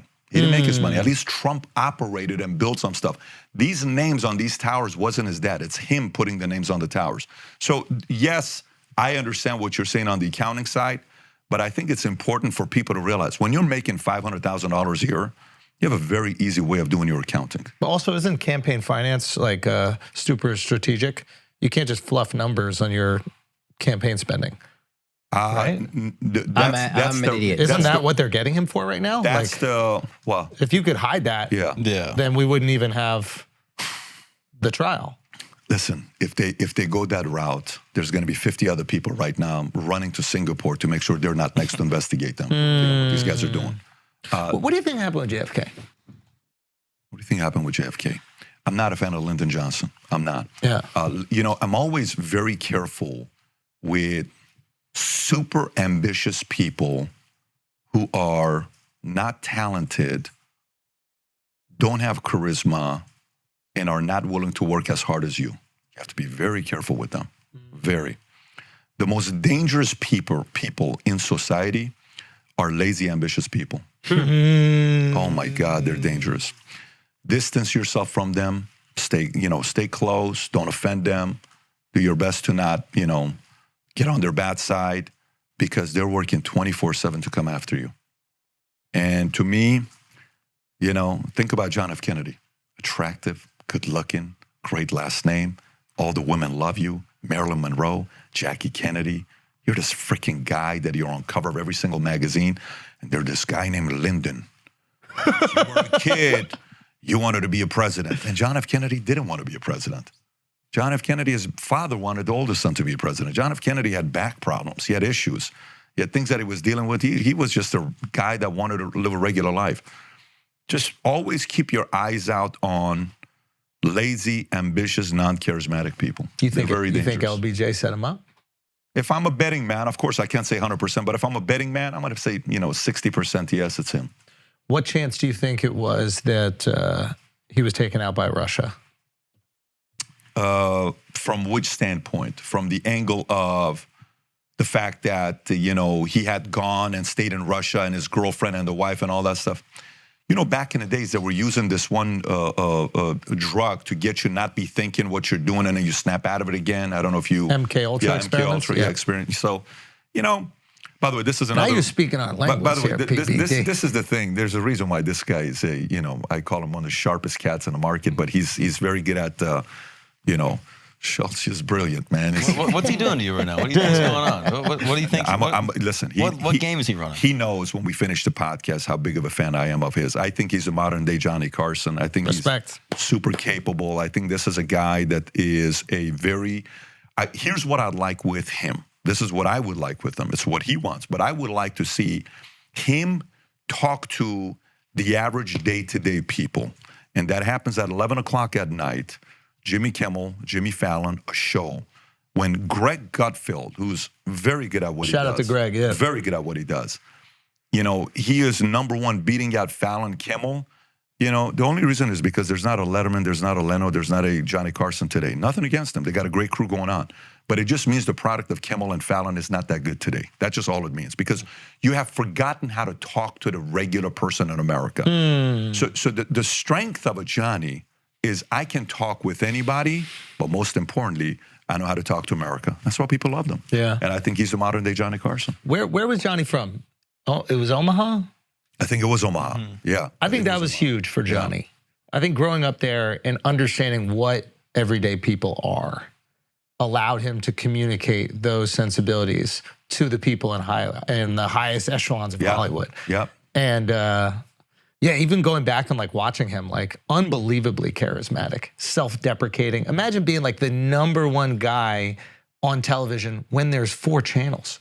We're not talking about now when there's a million different channels, a million different YouTube. We're talking about you are ubiquitous, right? And making fun of yourself constantly. A joke bombs on TV. Every night you're teasing yourself about doing it. Like a really special person that I wish that this generation could understand how he maintained, his personal life may be wild and doing some crazy shit. Married 4 times, all that stuff. Yeah, pulling a gun out on the dude, banging his wife or whatever, just a badass motherfucker. Yeah. But what he was able to do and how he was able to keep relatively even keel with having that much influence, power, and adulation is commendable. Not everybody can handle success like that. You're 100% right.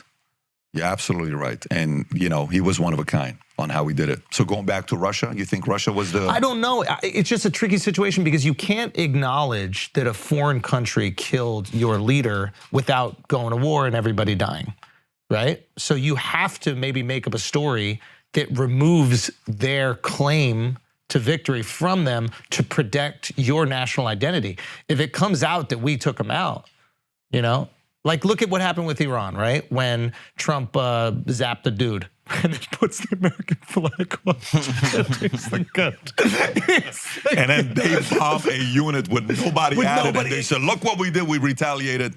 Exactly. No, you didn't. So they had to do that to keep up their... You're talking about Soleimani. Soleimani, yeah. So they had to do it to keep up their, you know, I guess morale, image, whatever it is. But we, not only, I guess, struck first, but we took credit for it. Let's say we didn't even do it. Let's say they did it by accident. Trump throwing the flag up there steals the story. He's a marketer. Like, you know what I'm saying? So it doesn't matter. That's what people said. When you had oil money, you're like, I got oil money. I kill Soleimani. Who knows? But for real, and that's how you know Russia didn't want the smoke either. Because if Russia did do it, the fact that they never claimed it means that they don't want who benefited the most. Think about who benefited the most. Establishment. I'm with you on that argument. I think that you look at like a lot of times throughout history, especially like when you start to delve into conspiracy land. Conspiracy doesn't mean something's not true, but the way that like certain presidents have been attacked, especially the ones that oppose certain institutions that you've spoken about. Like Andrew Jackson is the #1 dude, right? Ultimate guy. Yeah, you're right. Jackson takes down the Fed, right? Yeah. And the way that we remember Jackson is he's the most racist president ever. He hated Native Americans. It's like, they all did. The idea that we're putting him on a pedestal for being racist and hating Native Americans. But the way you sell the story to kids, it sticks. Yeah. And then you're like, oh, he reminds me of this guy. And this whole concept with nationalism, you know, how the word is a bad word, being a nationalist.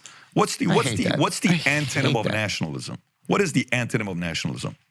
Globalism. Globalism. Okay, so listen, I'm proud of being I love my country. I'm not going to be a globalist. Yeah, I've traveled the globe. Don't love all that. Yeah, no, I'm good. Yeah. I'm a nationalist. I am. You look like you had a blast in Morocco. Where were we? Morocco, right? Yeah. Amazing. You guys had a blast. I got the sweater so from. much. So what's the next spot? Where are you going to next? Can we say? Yeah, we'll talk about it. We're gonna go to. Well, we'll go. We're gonna go to Turkey. Have some fun in Turkey. Istanbul or like. Pop into Istanbul, Bodrum, have a nice little summer vacay. Nice. They have good bookstores there. I think you guys are gonna enjoy the libraries and that's what we're there for. Yeah, 100%. it's great. I'm sure. I believe it. But I do like the way that Turkey is. I don't know. I just love their role in history, especially like ancient history. You know, you see all these. That's kind of the new conspiracy I'm getting into. The history before history. The history before history. Yeah. Which part of Turkey? Oh God, what's the name of it? There's Göbekli Tepe. Well, there's one site, but there's like this specific area where they have all these. They've discovered all these like cities that are underground, and they've been like carved into the bedrock, and where people would live. And you're talking about some of these cities are so meticulously designed that they went down to the water level and stopped right before the water level. So you have access to water while you're underground and protected from whatever was, you know, going on upstairs. And who knows what it was? Maybe it was meteor showers, maybe it was crazy animals, who knows? But human beings went underground for a stage in our existence, and we don't know why. Go for it. You guys got to get to the bottom of it. We got to figure this thing out. I got to get you down to like a nice little rabbit hole. But this is the cool thing about, I think lately, you know, as we discover more about history, the timelines start to change. You've seen it with like the pyramids and all the Egyptian stuff, you know. You should get a guy named Graham Hancock on your pod. Is he the guy, the YouTuber with like 6 million subs or something like that? There's a few other guys. I mean, we had... you know who I'm talking about? The guy that does these history videos that... You know, Uncharted X. We had a guy named Ben Van Kerkwyk on who is fantastic as well, and it's just a bunch of these guys who have studied these like you know, ancient structures. Yeah. And you know, part of the analysis is we don't think that this is physically capable with a stone and a pick. So there had to be some sort of technology, or it had to happen way earlier, and the remnants of those civilizations is completely wiped out, which is kind of exciting. Right? Don't you want to know that this has happened all before? How different are we really? Yeah. Like, Mark, you were saying about when you went to Pompeii. Have you been to Pompeii? No. But like, you Pompeii, in southern Italy. Yeah, Napoli. Yeah, it was covered by Mount Vesuvius in like 32 AD, giant eruption, and then basically perfectly preserved the city until it was uncovered in like the 80s or 90s. So it's completely locked in, right? Because it was wiped out in a day. Everybody was hanging out. And then you see how they're living, and it's there's like a fucking dick museum. There's there's brothels and stuff like that. And the brothels all have like paintings of what you can do because not everybody spoke the language. It was a big like a mariner city, but like prostitutes. They wore sandals with a symbol for prostitution, so you could follow where the sandals were and you could find the prostitutes that way. They got fast food restaurants and shit. And it's just like, oh wow, a few thousand years ago, they're living the exact same way. In many, in certain, with certain things that we are right now. Podcasting, everything. Yeah, there was definitely pods going. Super. Twitter Spaces, there's the whole thing. Yeah. Okay, so, all right, where are we at? We're at conspiracies. You think it was maybe these institutions maintaining power. Okay, come at it from another angle. We can't sit here and believe that like the course of America is plotted in 4-year increments. Right? So in other words, like a new president comes in, he's like, all right, here are all my ideas. You go do it. You've run businesses that are incredibly successful. You couldn't have a new CEO pop in every 4 years and then they work, right? You need a long-term strategy, right? So you don't think 8 years is enough? What I don't think is that the president makes any decisions. You don't think he makes any decisions? I think they let him make a few. I think they let That's him a make good a strategy. few. You just say what he says back to him, and then he's like, oh, Yeah. I So think that's the question. Who is they? That is the fun one right there. Who is they? Why isn't Epstein arrested? They know. Who's this guy who just bought Epstein's island? And why are we letting him buy it? And why didn't we all buy it? Why didn't me, you, Rogan, and other rich people that can foot the bill go and buy the island and then explore it for ourselves? We'll find something there. A retainer case. I guess who is the they? That's the exciting one. Honestly, if you can answer that question, who is they? Yeah. You can answer a lot of different things. Then they will kill you if you can answer that question. They will kill you. Yeah, Andrew Schultz, what a great guy. We're here at his funeral. That's wonderful. You're dressed for it. GPA, incredible guy. I'm dressed for it. I can't say much more because they're here. But yeah, who is it? I don't know. Do you believe America can change? Like, do you don't believe that there's a long-term strategy that you have people maybe in the State Department or the CIA or the FBI? I don't even know if the FBI would work in that way, but there's a longer geopolitical strategy that's attached to this country. Okay. I would hope. Play the dark role. What is the outcome? What do they want to do? Preserve America and its interests. The dark side? The dark, so yeah, maintain American supremacy. Because American supremacy allows their businesses to flourish. Okay. Like a lot of people have said that the CIA in a lot of ways operates in the interests of these billion-dollar corporations. And I'm not just talking about like the ones that make the bombs and stuff. Mm-hmm. You might have a corporation that's selling bananas that come from Nicaragua. Yeah, you control the money, you control the world. Exactly. Yeah. So it's like, hey, all of a sudden Nicaragua wants to make a country out of itself. Well, that fucks up my banana business. Hey, CIA guy, can you do me a favor and stop fucking up my banana? Yeah, and then they might go in there, put somebody else in power, and who knows, maybe that's beneficial to America in some way. We consume a lot of bananas and we need them to get out of Nicaragua. I don't know, but there has to be somebody or a group of people, and I'm sure some of them are, connected to politics. Maybe these like lifelong politicians, like a Nancy Pelosi type. It's like, what is she? She's a House of Representatives. She's not even a senator, right? She's Speaker a House. of the House, yeah, So she was. She was Speaker of the House, but she's in a House. So she got a campaign every 2 years. Really? This old lady's gonna run around every 2 years for 40 years to maintain this shitty little seat in the House of Representatives? She gotta be part of something bigger, right? Like, it doesn't make sense to me. They just had the meeting, right? The meeting in Europe, the Berta, what is it called? Davos. No, not the Davos. There's another one that just happened right now this week where, not the G7, the one where they're all sitting around saying, you'll see if you pull it up, the AI, and they had all these different issues, and they went through. This used to be a secret society meeting where nobody would talk about it publicly.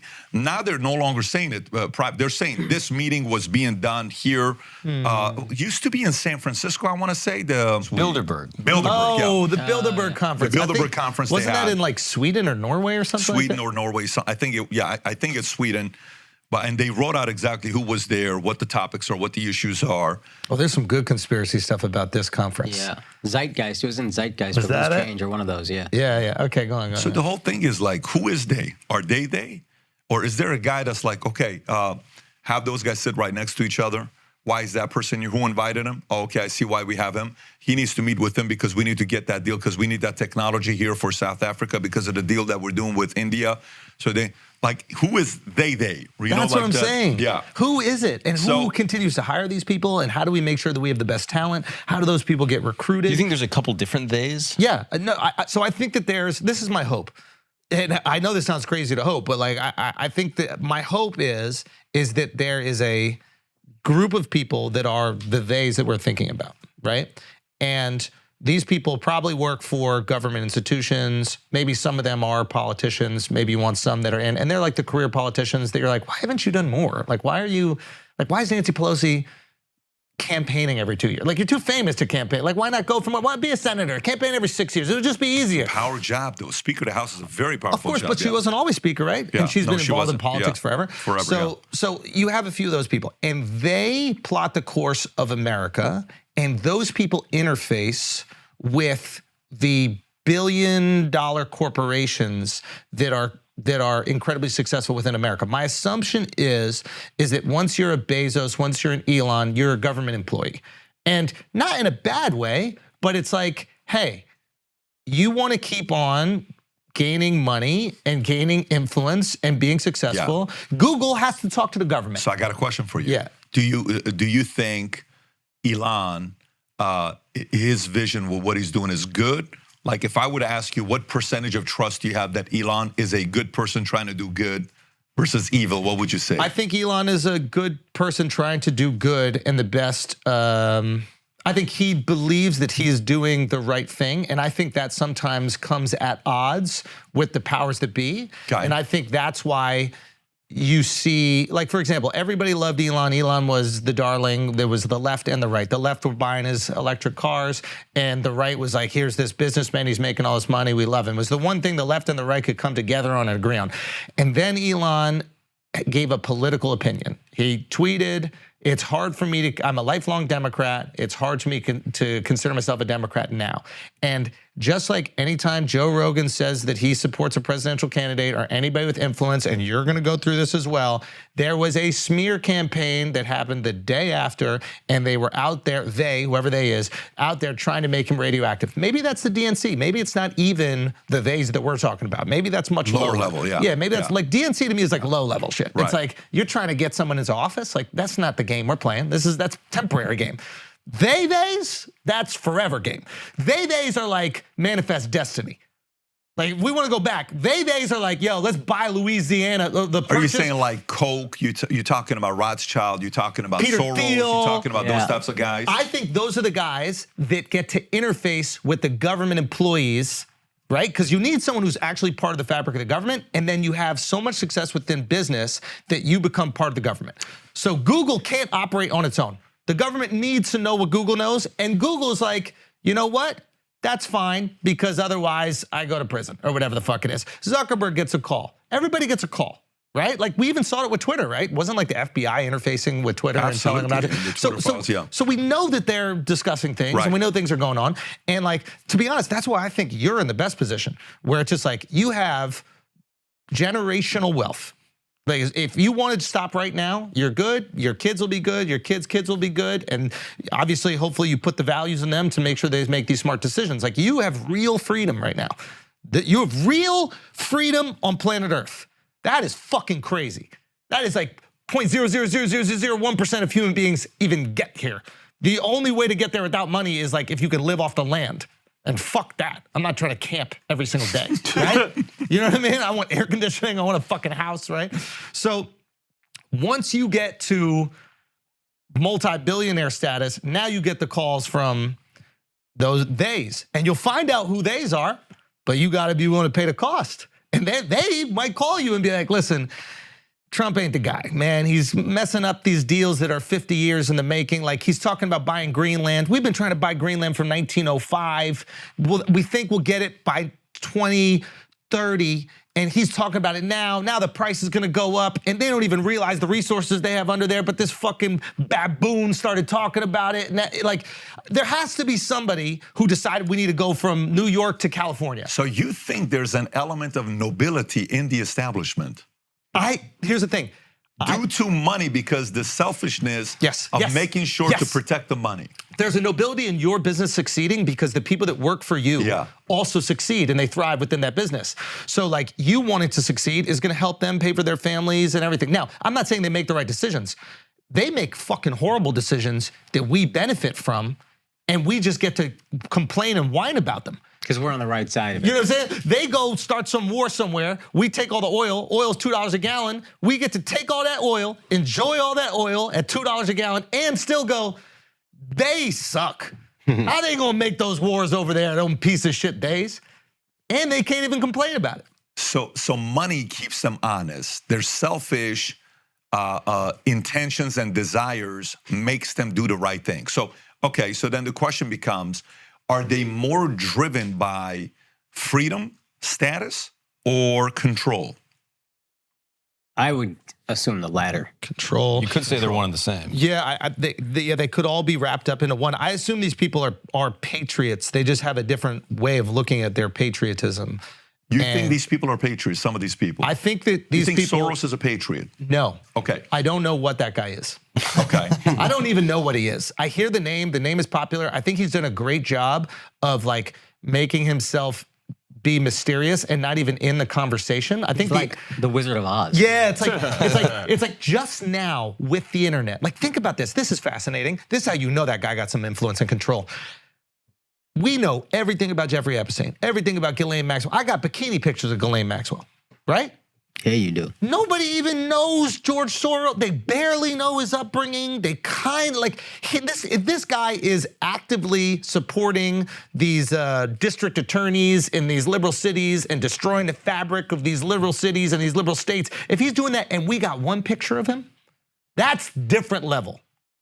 And it is possible that a guy like that is at odds with the people that want America to be successful.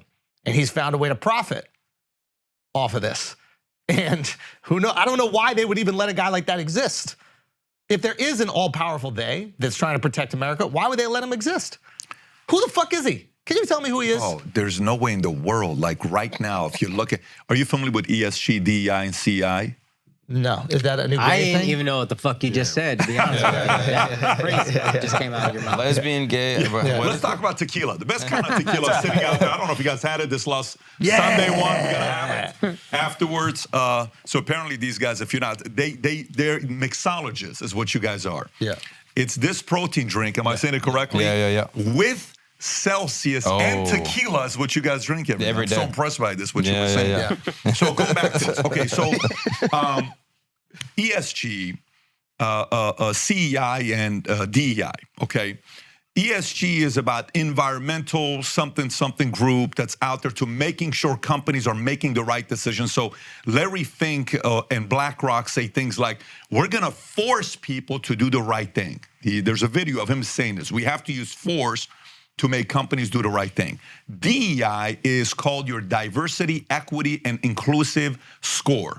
How good of a job you do here, this will be a good score. We're doing pretty good. You know, we're doing really good here all around. This will be a great score here, okay? Yeah. Except one of you guys, two of you guys has to be gay. You don't know how we identify. So that's the one part. So one of you guys got to make a decision here, okay? Yeah. So then you have CEI, Corporate Equity Index Score. Okay, so what the hell does this mean? So Dylan Mulvaney, okay? Yeah. Goes out there and gets the drinks from Bud Light. Yeah. Dylan Mulvaney didn't do anything wrong, okay? Dylan Mulvaney just got the Bud Light drinks. He's like, listen, great. Yeah. So Dylan does what Dylan does, and he's on Drew Barrymore, and he's doing all this stuff, and he's doing his, stretches and all these weird stretches that we can't do. And anyway, so Bud Light comes in, he's drinking. People on the other side lose their minds. What the hell was this all about? Yeah. Why are you doing? And the VP of marketing for Anheuser-Busch comes out and says, well, look, here's what we have to do. Let's face it, a lot of the beer drinkers are these frat, we just kind of have to find another audience, and we couldn't do with this. What the hell are you talking about? Who drinks Bud Light? You forgot who your audience is. No problem. They did that to get a higher ESG score because Anheuser-Busch is one of only 20 companies in America with a perfect 100 score. So watch what happens. Then the CEO of Anheuser-Busch, former Marine, former CIA officer, okay? is the Anheuser-Busch CEO. Sharp guy. Comes out and they do the horse commercial, okay? They're like, no, we're going back to horses, more horses. And then he makes a statement about the fact that we're this, we love America, we'll do all this other stuff. Perfect. Bud Light's numbers are down 28%. 28%. Coors Light is up. Then when Bud Light is now backtracking about the fact that they lost their customers, which is vets, Americans, just regular beer drinkers who don't even think about politics. Yeah. I just want to have a beer. I love America.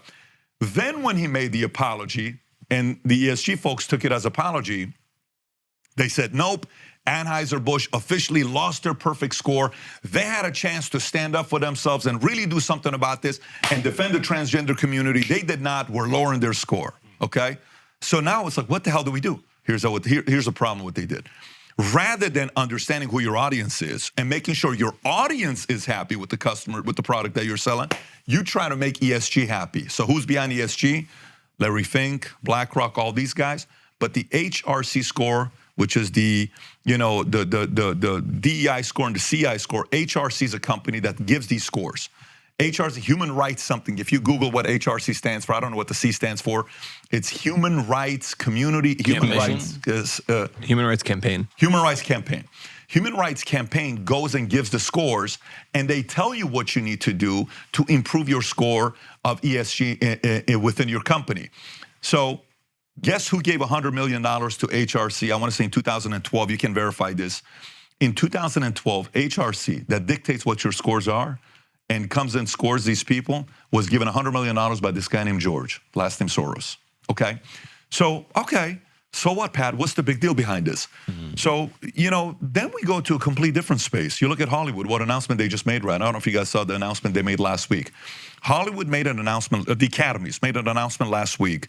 Moving forward, for you to be considered to win an Oscar, you have to have a third of your crew or the main actors, or even supporting cast, or even people behind the camera, be part of the underrepresented community, which the underrepresented community is LGBTQ, I think it's women, it's black, it's disabled, it's all these things that they have, right? Yeah.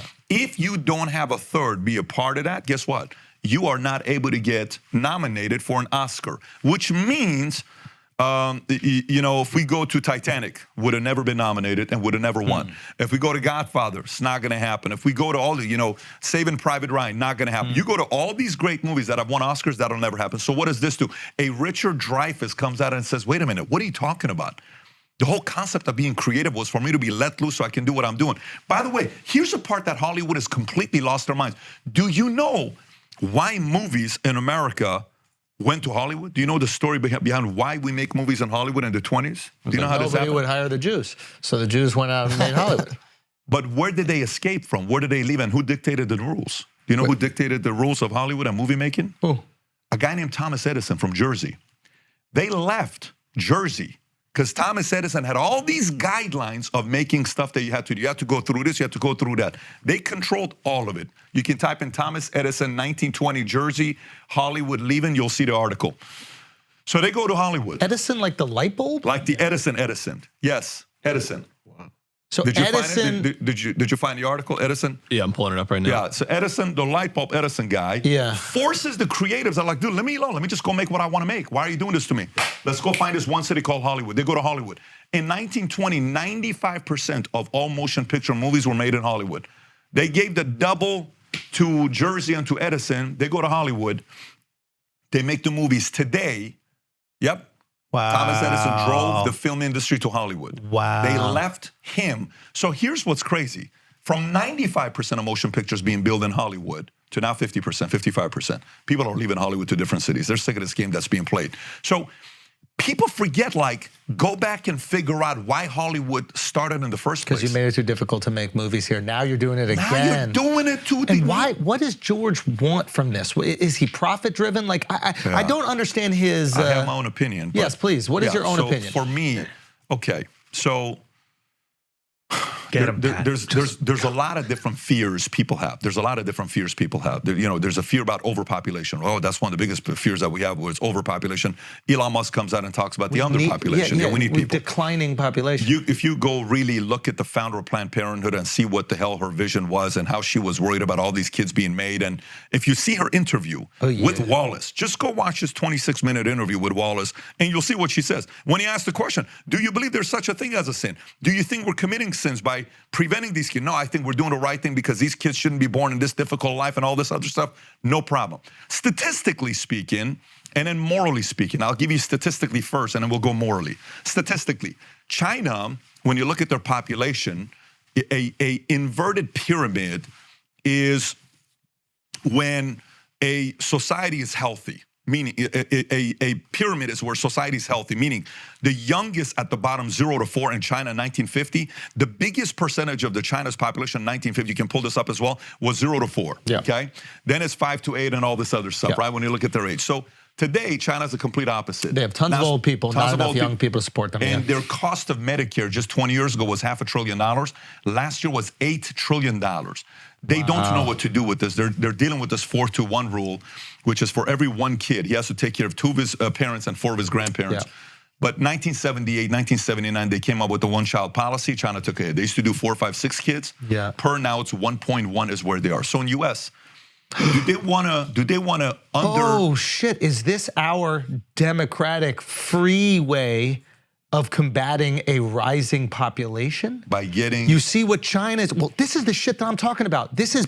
Just a second ago, we were talking about how do you plan out 100 years? And who are these figures that are planning out 100 years? In America, we can't say you're just going to have one kid because we put freedom in the fucking Constitution in the beginning. And I know the powers that be right now are like, what fucking idiots did that 1776? This made my life so difficult. Now I got to manipulate Americans into doing something that they might not want to do through the guise of freedom, right?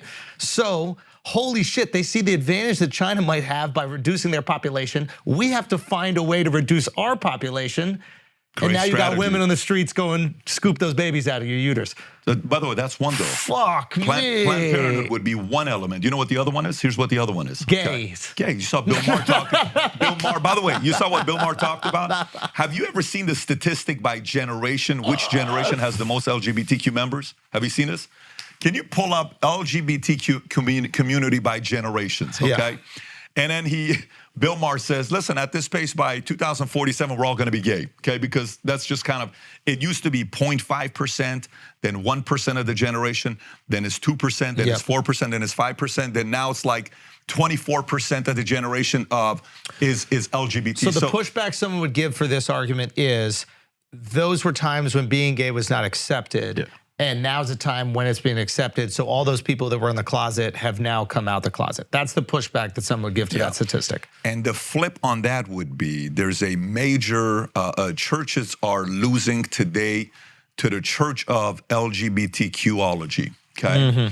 These guys are baptizing people into their community better than anybody else is doing it. I had a guest on the podcast from Gays Against Groomers. This guy was on, he says, I'm gay. Totally gay. Our communities, we're all gay, you know, lesbians and gays is what we are. But here's what we don't like. We don't like putting that into people's thoughts, people's schooling, like books right now. You buy a book, it's called It's Normal or Gay BCs, and it says, here's how boys have sex with boys at 10 years old. Here's how girls will have sex with pictures and images in the book, by the way. And, you know, some parents are sitting there saying, look, man, there's a few things you got to know. I teach my kids, I raise my kids, it ain't your job, this ain't no village, these are not your kids, these are my kids. So you either have to subscribe to the fact that these are, your kids are America's kids, or your kids are your kids. If you subscribe to the idea that your kids are America's kids, let them groom your kids, no problem, be at it. But if you think these are your kids, then you gotta raise your kids with the values and principles that you got. You pick and choose. That is a form, that is a philosophy that you gotta make a decision which one you're more comfortable with. A lot of parents are not, this is why people are moving to Florida, and this is why some of the guys are more comfortable being in Florida than in some of these other states. Some states are fighting this. So again, going back to this conversation started with George Soros, then it went to ESG, then it went to DEI, you know, CEI, then HRC, then coming down to the depopulation, all this stuff. Who knows what their motives are, but some are thinking this could be one of them. And that's George Soros wants to depopulate in America. George Soros wants an open society because he is a globalist that would like to have an open borders, open society. If you Google Open Society Foundation, that's the foundation that gave HRC $100 million. He started Open Society. And why would that benefit him and the people that agree with him? How would that benefit him and the people? I don't think it's about how, but we can go there as well. And by the way, everything I'm saying from here on is purely opinion and speculation. Feelings, no facts on this show. Yeah, that's great. I love it. No, but you know, look, would some people who are driven by power, would they rather control 330 million people or 8 billion people? So, okay, so here's where we go. Most people, regardless if we think they are good or bad, convince themselves that they are being benevolent. Nobody goes, I'm a bad guy. Totally agree. Right? I totally agree. So where does he see his benevolence? So 2 nights ago, whatever the night was when the Celtics played Miami Heat and the Celtics beat them, what was that, 2 nights ago? Yep. I didn't tune into the game. I watched the George Soros documentary, came 2019, 4 years ago. Worth watching. Starts off with painting him as an evil guy, ends with he's a philanthropist, cares about the world, cares about America. Well, here goes to another Chelsea handler story for you. When his mom, when he was a young kid, I think he was 9 years old, and his mom had 2, I want to say, Russians or 2 Germans, I think 2 Germans raped his mother, and she told him this story, and he is apparently lived out with this story. You know, those kinds of enemies, the loyalty isn't to you, the loyalty isn't to anything. The loyalty is to, that happened to my mom, and my mom sold me these beliefs, and my mom believed in me. I'm gonna spend the rest of my life making sure my mom's dream becomes a reality, because that is an emotional story that I'm gonna tell myself over and over and over again until it becomes a reality, right? Like, what was his mom's dream? It's not about what his mom's dream was. His mom, you know, the hatred she had, the pain that the mom and the trauma she went through by being raped by 2 German soldiers. I think it's German or Russian. You can look it up on which one it is. So in the documentary, they're kind of telling that story. And then he eventually reads a book by a man, I don't know his name, that talks about the concept of open society. If you type in George Soros open society, you know, the book he read, it'll come up with the story. The more accepting and open we are with one another, yes, the less chance that this will ever happen again. Yes. To anybody, not just someone that I care about. Okay. There it is right there. Karl Popper's 1945 book, The Open Society and Its Enemies. That's what inspired him to come up with the Open Society organization today. And obviously they fund a lot of different things in America. All right, guys, let's take a break for a second, because you need to step your pipe game up. Look at this. Look at this beautiful piece right here. This is what you need to smoke out of. Yes, this pops out, okay? Conveniently, clear, done, glycerin chamber right there. Throw it in your freezer, freeze that puppy up, and then you're gonna take the best, most glorious, coolest hits you've ever taken in your life. The clouds are going to be Lizzo.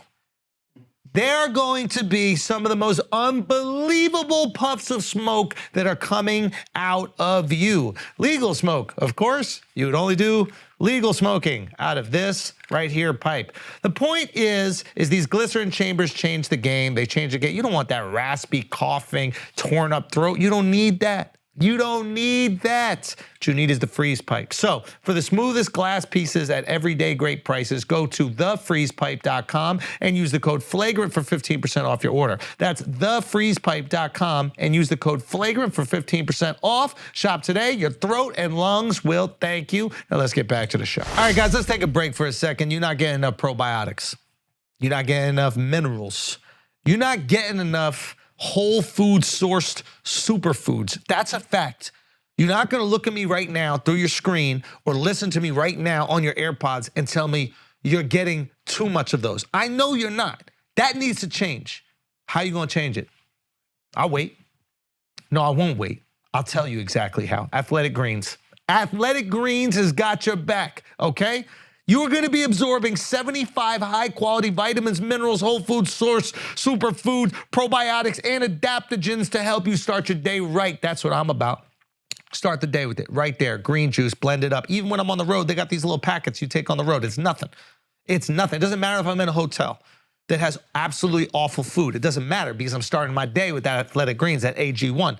That's how to start the day. It is that simple to stay healthy on the road.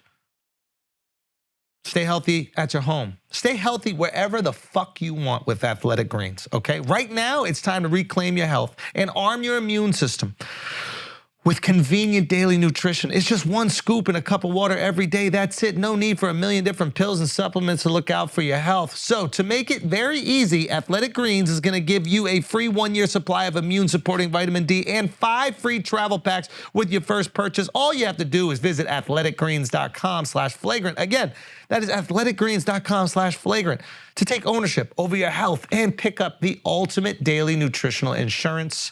Now let's go back to the show. And why do these companies care about the ESG? Like, why does it matter that some governing body is saying, hey, you're doing the right thing for the environment, or you have the right credits? Yeah.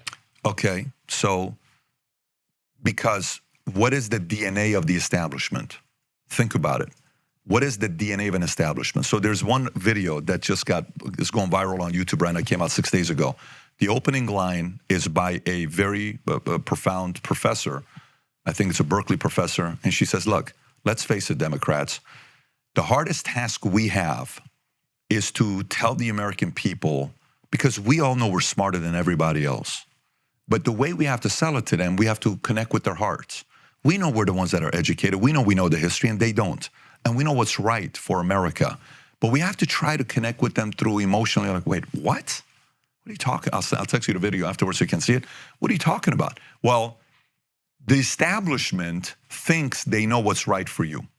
By the way, everybody watching this, all of us here, right? All of us, like I'm watching your body language, his body language, we all have a different kind of body language, right? Okay, some topics we don't give a shit about. Let's face it. Like if somebody starts talking about the art of building a clarinet, dude, you lost me. I'm falling asleep. If you tell me like how to ski down the mountain and it's going to be like, here's how you accelerate to 120 miles an hour. Good for you, bro. I just want to see how you landed. Are you going to fall? Did your back hurt? What happened to you? I want to see the final product, right? Okay. There's 3 different types of people in the world. There's the oblivious, where, believe it or not, they live the happiest life. But they also ruin most of our lives, the oblivious. My dad told me the craziest thing. I'm 21 years old. I'm devouring books. We're sitting there at the kitchen. My uncle is sitting over there watching Kings of Comedy with D.L. Hughley. He loved Bernie Mac. The greatest. 2-year-old, 2, 4, 6. Yeah. Lord, help me babysit these motherfuckers. You know, this whole thing that he would say, put him again. The guy doesn't speak English. Albert doesn't speak English at all. And he's laughing. Tears are coming down his eyes, listening to Bernie Mac on repeat. I'm like, do you know what he just said? No, but it's funny, right? And my dad points, very monumental moment in my life. He says, look at Albert right there. He says, yeah. See this book? I said, yeah. The more of this you read, the less happy you'll be like him. That's the happiest person I know, and he knows nothing. Yeah. Because he doesn't care. Ignorance is bliss. He just wants to be happy. Yeah. There's a risk when you pick up books. There's a risk there as well. Here, we can actually use our God-given abilities to defend and protect the next generation that comes after us if we have kids. Over there, you're risking that the next generation, your kids, could be controlled by the establishment, because the establishment, they all went to the same schools. They all think they know what's good for you and I. They all think they know what's the right thing for you to do. You shouldn't do this. You should have this many kids. You should go do this. Should. They should all over us, right? And rebels don't like the word should. We like the word choice. What I ought to do. Ought has an out. Should doesn't have an out. Should is judgmental. Ought is your choice. Do what you want to do. This is what you ought to do. But look, man, it's your decision, bro. Do what you got to do. Here's what you should do, right? Establishment. The anti-establishment is the guy that sits there and says, look, bro, honestly, I was just watching the Laker game until you said that bullshit. Now I got to go read the article to see what the hell you mean by that. No, you're not going to do that to me. I'm not for. That's literally the anti-establishment audience. It's just a bunch of regular guys that just don't like to be bullied. So the anti-establishment is sitting there saying, wait, what do I need to do? Why do I need this score? Why do I need to hire this many people of this? That guy's not good at his job. The other person is. Why would I hire that person? No, because of this. Yeah, you know what? Now you pushed the envelope a little bit too much. I was cool with you. I was chilling with you because I'm typically a guy that can get along with everybody until you start using the word force. Now we have a problem. We're not doing this, bro. What do you want to do? How you want to handle this? That's kind of where we are today. So the ESG crowd is part of the force crowd. And everybody else is sitting there and saying, I don't know. I just doesn't. Sound right to me. A lot of what's anti-establishment now, though, previously just establishment. Like, don't you just miss the old establishment? Like, not being able to get married because you're gay is a Christian belief that was forced upon everybody. I don't happen to be Christian. I'm not gay, even though I act like it. But I did grow up in a place where people told me, you're going to hell, you're not Christian. You should go to church. You should, what? It was forced upon me. Not part of But that. a lot of, I'm not saying you are. I agree with you. But I'm saying a lot of the people who are pushing back against, hey, this gay shit is not okay with me. You just missed the old establishment. Yeah. You're not anti-establishment. You're just old establishment. You're right. So here's what's going on. This is the whole thing where, Elon Musk is like, look, man, I'm telling you, like Bill Maher's interviewing Elon Musk and says, look, I feel like you and I are kind of in the same situation. We say one thing, everybody says right wing. I'm not a right wing. I'm a Democrat. I just feel like Bill Maher says, remember that one chart you put up, Elon, where you said, this is me, I've always been here. You guys went further left, and I'm not there now. Apparently, I'm a libertarian, but I'm not a libertarian. But I am today because of where you guys went to. Yes, you're totally right. Like the whole reason why I was an atheist for 25 years, don't freaking give me this judgment stuff. No. I'm going to hell. No problem. I'm going to hell. I'm going to take the risk. And then it became my choice of where I'm going to. And then I said, I actually want to know to see what's going on here. Okay, so what did I do? I went to Church of Scientology. I went to LDS because everybody around me was LDS. So I started saying, I actually like the fact these guys have all these systems. They do this, they do that. One guy's like, hey, the greatest movie of the year, you got to watch. Maybe this thing's going to win an Oscar. I'm like, oh, shit, tell me, what movie is this? Napoleon Dynamite. Seriously? Yeah. Greatest. This guy's going to win an Oscar. I got to go watch it tonight. I go watch Napoleon Dynamite. I'm like, it's the shittiest movie I've seen all year long. Why is this thing so great? Because the main actor's a Mormon. Oh, so I'm like, now I get it. Yeah. Now I get what you're talking about. You guys are tight. You defend each other. I actually respect that. Yeah. Good. I wish more of us did it. I wish more Americans were like that. Yeah. Go support that guy. Go support this guy, right? Like, look what Rogan's doing. He's lifting up all comedians. So many. Freaking awesome. Yeah. Respect to what he's doing, right? So I agree what you're saying, but today, I think the Christians and the old anti-establishments are kind of coming together and saying, listen, man, here's a mistake we made 30, 40 years ago. And we understand it because we were talking about God doesn't want to judge, yet we judge everybody. And I think here's a mistake these guys are making today, and we're not for that either. And you're like, yeah, bro, honestly, I didn't like you 40 years ago, but I feel like we're kind of on the same team. Now, it's kind of weird. You know what I'm saying? We are, but let's not promote this to everybody because I don't want people to think I'm now pro-church going Christian, but I kind of want to put my kids in private school. But you know what I'm saying? Like, just don't tell everybody my kids go to a Christian school. I kind of want them to think that they're going to secular. This whole concept that we're playing, I don't know. It's a problem for me. And I feel... I don't love what's happening either. But I think maybe... I think your argument was... And I think maybe it just... The anti-establishment now is old establishment, and then the pendulum will swing back. You nailed it. And then they're going to win, and then we're going to be anti-establishment again with, you guys are taking it. It's just a series of overcorrections. But every correction is an overcorrection.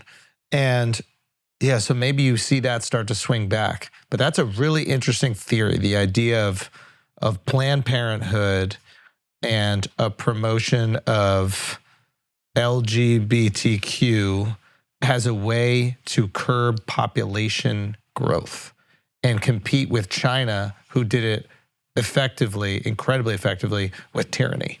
You cannot do things with tyranny in America because we have freedom, so you have to manipulate the masses into doing what you want them to do. It is a much more difficult task. But if you manipulate them well, they'll not only do it, they'll be proud of doing it. That'll be their identity. Pride. Imagine tricking somebody. Yeah, dude. Don't a lot of these companies make money by going a more like a socially progressive route? Is there a financial incentive to it? Let me ask you a question. How funny are you? I think I'm trying my best. You know what I said? You know what I said to him? I said, is that guy a comedian? Because he should do something. He's like, no, that guy's a comedian. He opens up. He apparently who's a somebody and then you and then you, right? Is that what, did I get it right? Or his deal? Yeah. Okay. Yeah. So like, dude, that guy's funny as shit, right? I'm like, dude, I just felt it. By the way you came, you introduced yourself. I knew your last name. Now I know your first name's Mark. That would have been a lot easier because your first name's easier than the last name. But you know what you just said here? I'm going to flip it on you, okay, with the money part. Can you force a non-comedian to be a comedian? It'd be very difficult. Okay. Can you force a non-comedian who's a 1 to be a 3? Yeah, probably. Mm-hmm. Can you make him an 8? No. No way you can make him an 8, right? Okay. DeSantis, let's just say we're in his ear He told one joke yesterday on the live of an hour and 15 minutes. And a joke was a congressman came up about Kentucky saying, I only buy Tesla. And he told a joke about the license plate. I don't know if you heard it. I'm like, okay, he's got jokes. What was Tell the him joke? more. It's some joke about, yeah, but you have to see his license plate because he's a guy from Kentucky that has this. It was actually funny. I'm like, okay, good. Just showed a little wit. Use that more often, right? Yeah. Okay, I think we can probably take DeSantis's charisma. What score you want to give it? -5. Okay, let's. I think you can probably take it to 5. I think you can take it to 5, right? Okay, that's great. Now, what if somebody comes in and says, listen, guys, this whole flagrant thing you guys are doing, you need to have at least one disabled person part of the cast. You need to have 2. Okay. Alex is disabled. Great. Yeah. Spectrum. I was about He's to in a say wheelchair. disabled and, it's kind of like. Oh, we got a double whammy right there, dude. I check The all only boxes. thing you're missing, if you would retarded.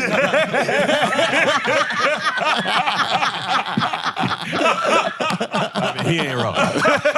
Well, then you guys are scored away here. But the point is, so let's just say now I'm could run the comedy club. You're forcing me to put a guy that I have to meet my guidelines. The guy's not freaking funny. Yep. Who's going to show up?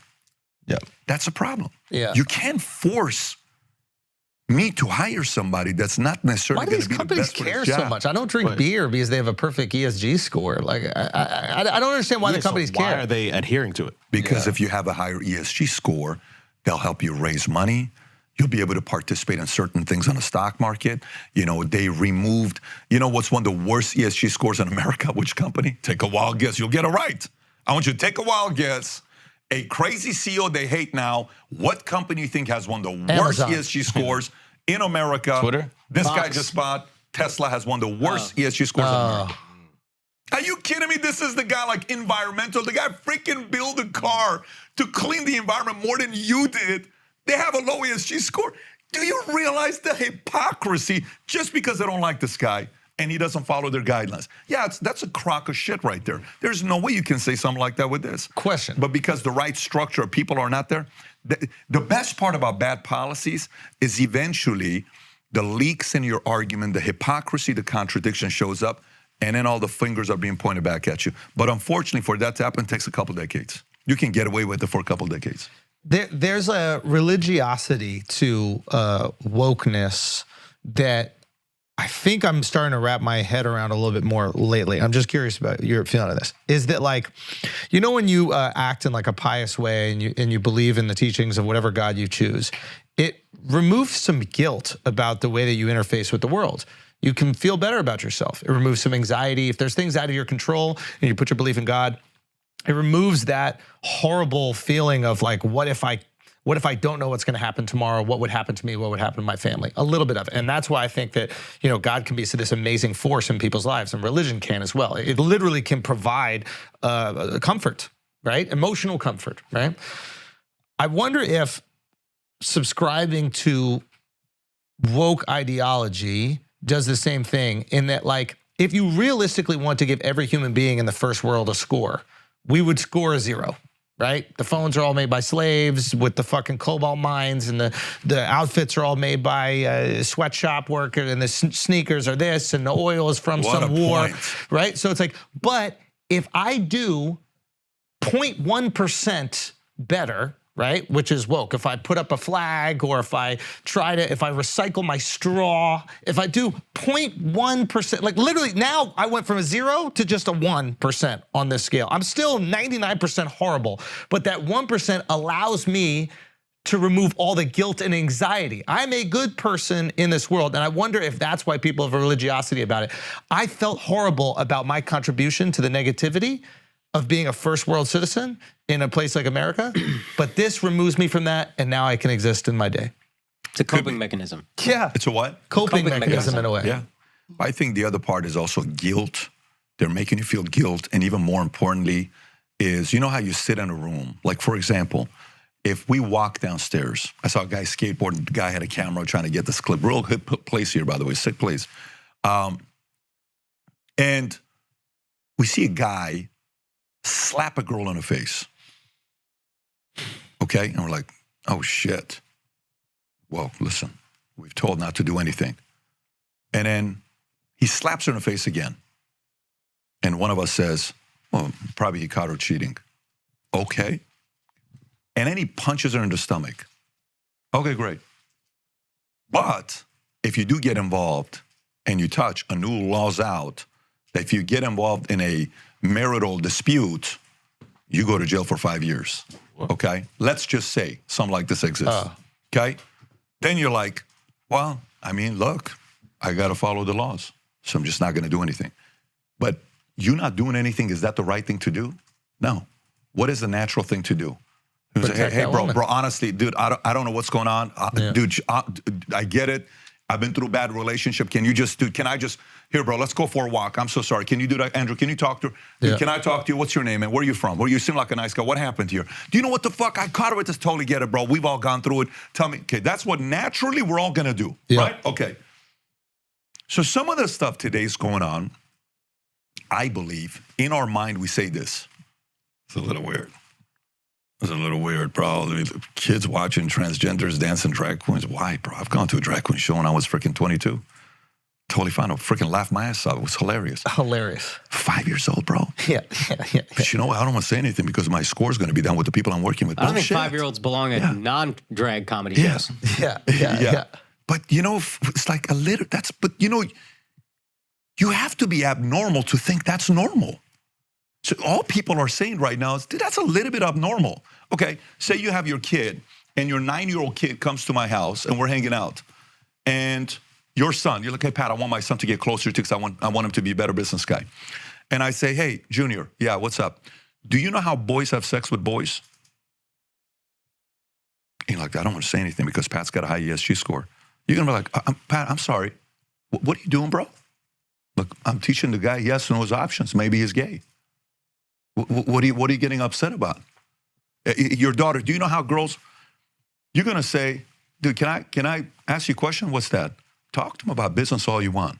Unless if I tell you to straighten out my kids and talk about this topic because I gave you the permission, don't ever talk about that with my kids ever again. Made me very uncomfortable. He's right. We should not debate that topic. It's between the father and his kid. He gives me permission of what to talk to his kid about. It's his responsibility, not mine. So for us to sit there and say, yeah, but you know, this is a village. This is how we grew up, and it's our children. No. If it's our children, I want you to change every diaper on the kid moving forward. I want you to pay the bills on everything. I want you to go out there and do every time they're sick and they're all the snot that came over me. And I was sick for a week and I still had to make the food and I still had to go through this. And my dad was not doing well health-wise. My marriage was in shambles. I was going through bad financial situations. Why don't you take all those responsibilities? Then it's your kid. And I want you to give birth to the child. Matter of fact, I want you to get pregnant, but it's our kid, but you raise it. Can we do that? Here's the sperm, you get pregnant, you go through the pain for 40 weeks, you go to the hospital, you pay all the bills. Yeah, you're right, it's your kid. I'm sorry, it's just my sperm, but it's your kid. Unless if we're doing that, it's my kid. Pump the brakes, step back. Listen, I'll give you a crazy funny story here. We're in the Army. Yeah. Okay. And what's going on here, baby? Not Navy. This guy named Johnny, I liked a lot. I didn't ask. You don't have to tell. It's all good. Well, you know, his name was actually Mark, and he was a sweetheart. He was a comedian. No, we're in the Army. We're in Kentucky, Tennessee. There's one guy who was a Ohio State linebacker who didn't make it in the NFL, but he's with us at the Army. Guy's freaking a beast. He's a monster, and he's pissed because he's not in the NFL. But he knows how to party, and he knows the best clubs. And I'm a rookie at this unit. He said, I'm going to take you to a club, Pat. It's a sick club, Connections.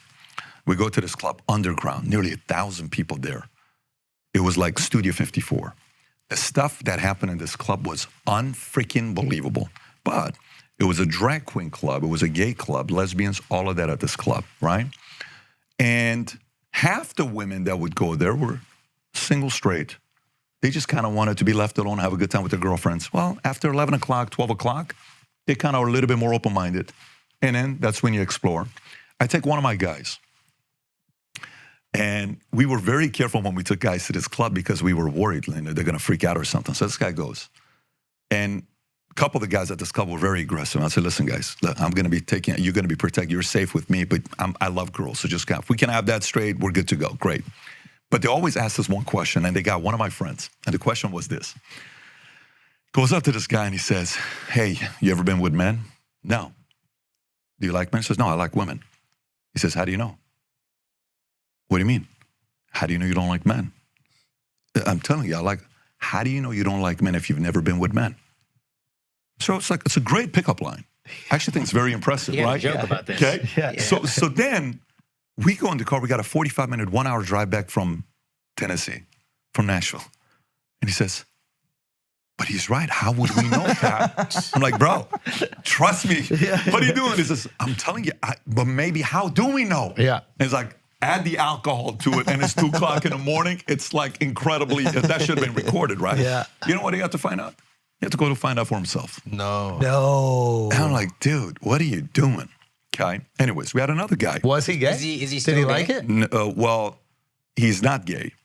At least we don't think he's gay. But he's But now always, he knows. But now he knows he's not. So- okay. So he's straighter than us. Yeah, in the end, Yeah. he knows he's straight. We don't know we're straight. You know what I mean? Like, that guy knows. You know what I mean? Straightest of all. knows more than That you guy know. knows. Is that how you found out? Speak Is for that what yourself. happened to you the first I time? still don't know. You say I act like I'm gay. I don't know if I am. Who knows? Well, I slept with one woman in my whole life. That's pretty gay. are you serious? Yeah. Is yeah. this serious? Yeah.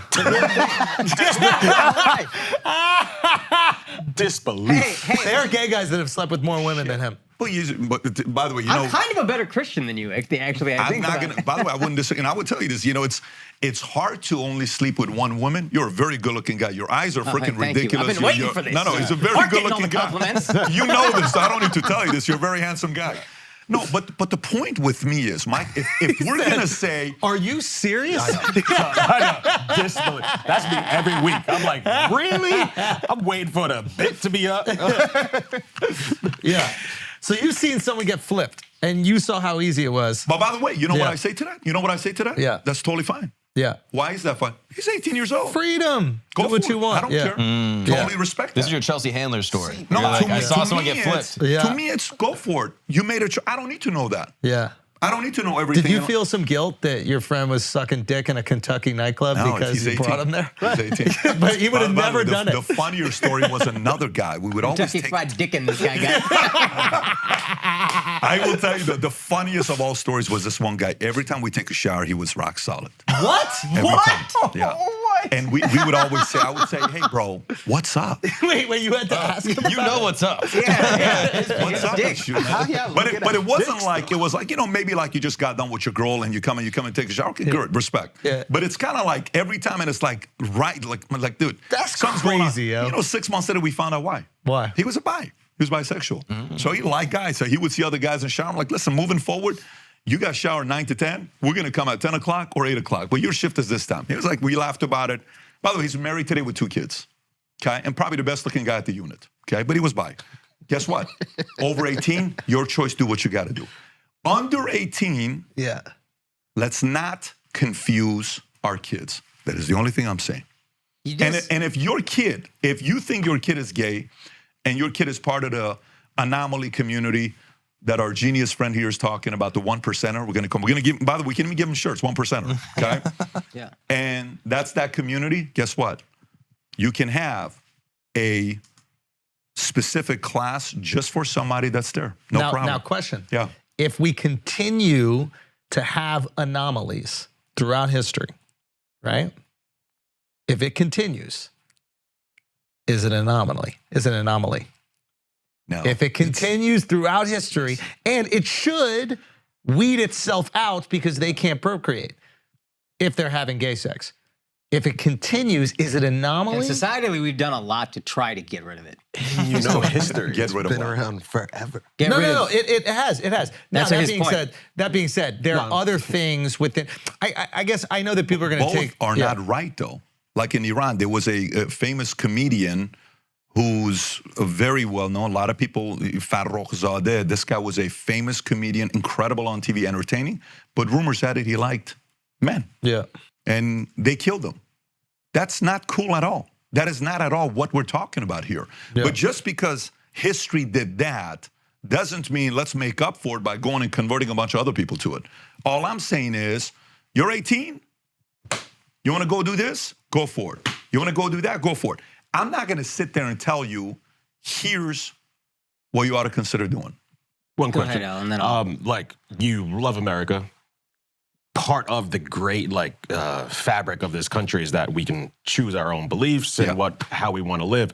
So yes, I'm pretty sure not every parent goes and checks the entire curriculum, but you do raise your kid for more time than what school does. So it's like if they learn something that you may disagree with in school, it's up to you as a parent to place your beliefs on your child. Yeah. So it's like, how come based off of your beliefs, you're picky and choosy about what the school can teach the kid, but on other things where like, say, African-American history and stuff like that, like stuff going on in Florida, it's like, why is it wrong there, but not wrong in other subjects? Like you see how African-American? Like you're placing your beliefs onto what schools should teach. But at the end of the day, it should just be based off of how you parent your kid.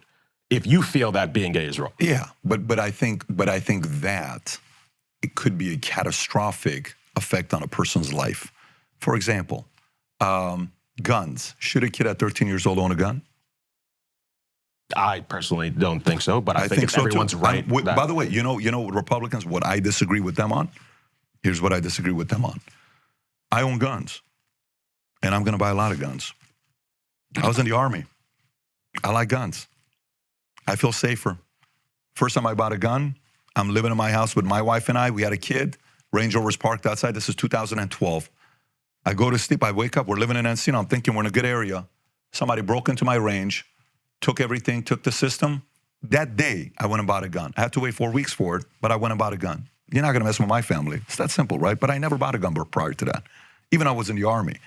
I think this concept about me being able to go buy a gun, same day go home with a gun, and what do you call it, rounds and all this stuff, without any kind of training, I think that's not smart. I would much rather require you, before you own a gun, to do a 1 week training, okay? Learn how to use it effectively, because I'd much rather have 10 million people that know how to effectively use guns than just letting anybody just go buy the gun and go home, no problem, 20, that's fine, go take it home, it's fine. You just did about, okay, go. No, I think we need to test what medication a person's taking on.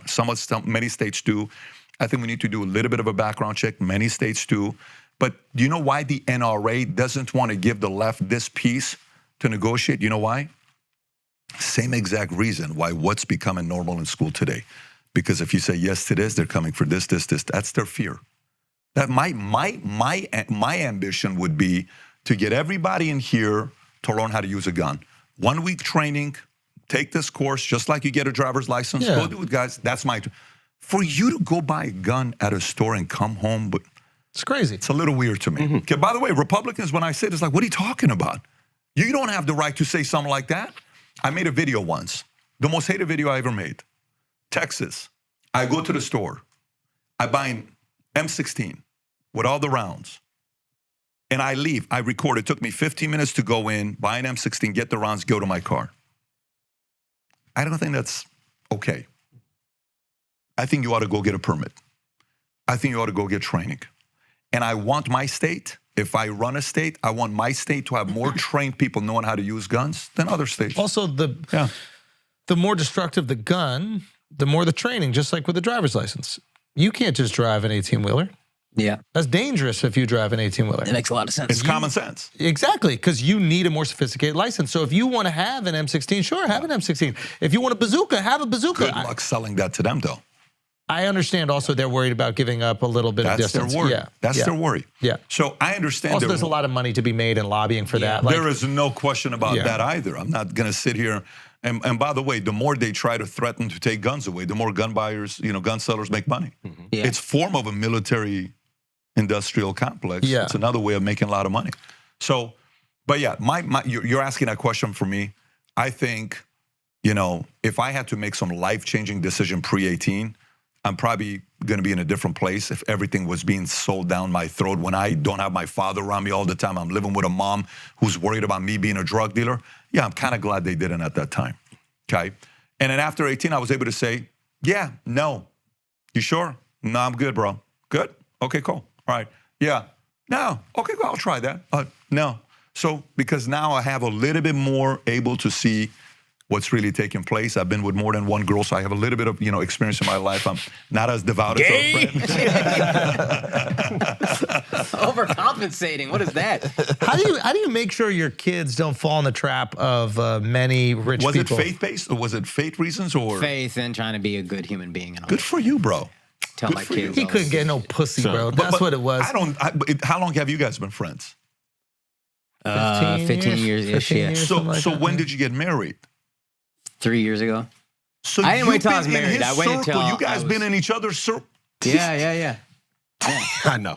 That's, I could have at least got some of your photos. I know, bro. Should we blow his mind right now? Should we blow his mind right now? You know who else has only had sex with one girl? What? Look to your right.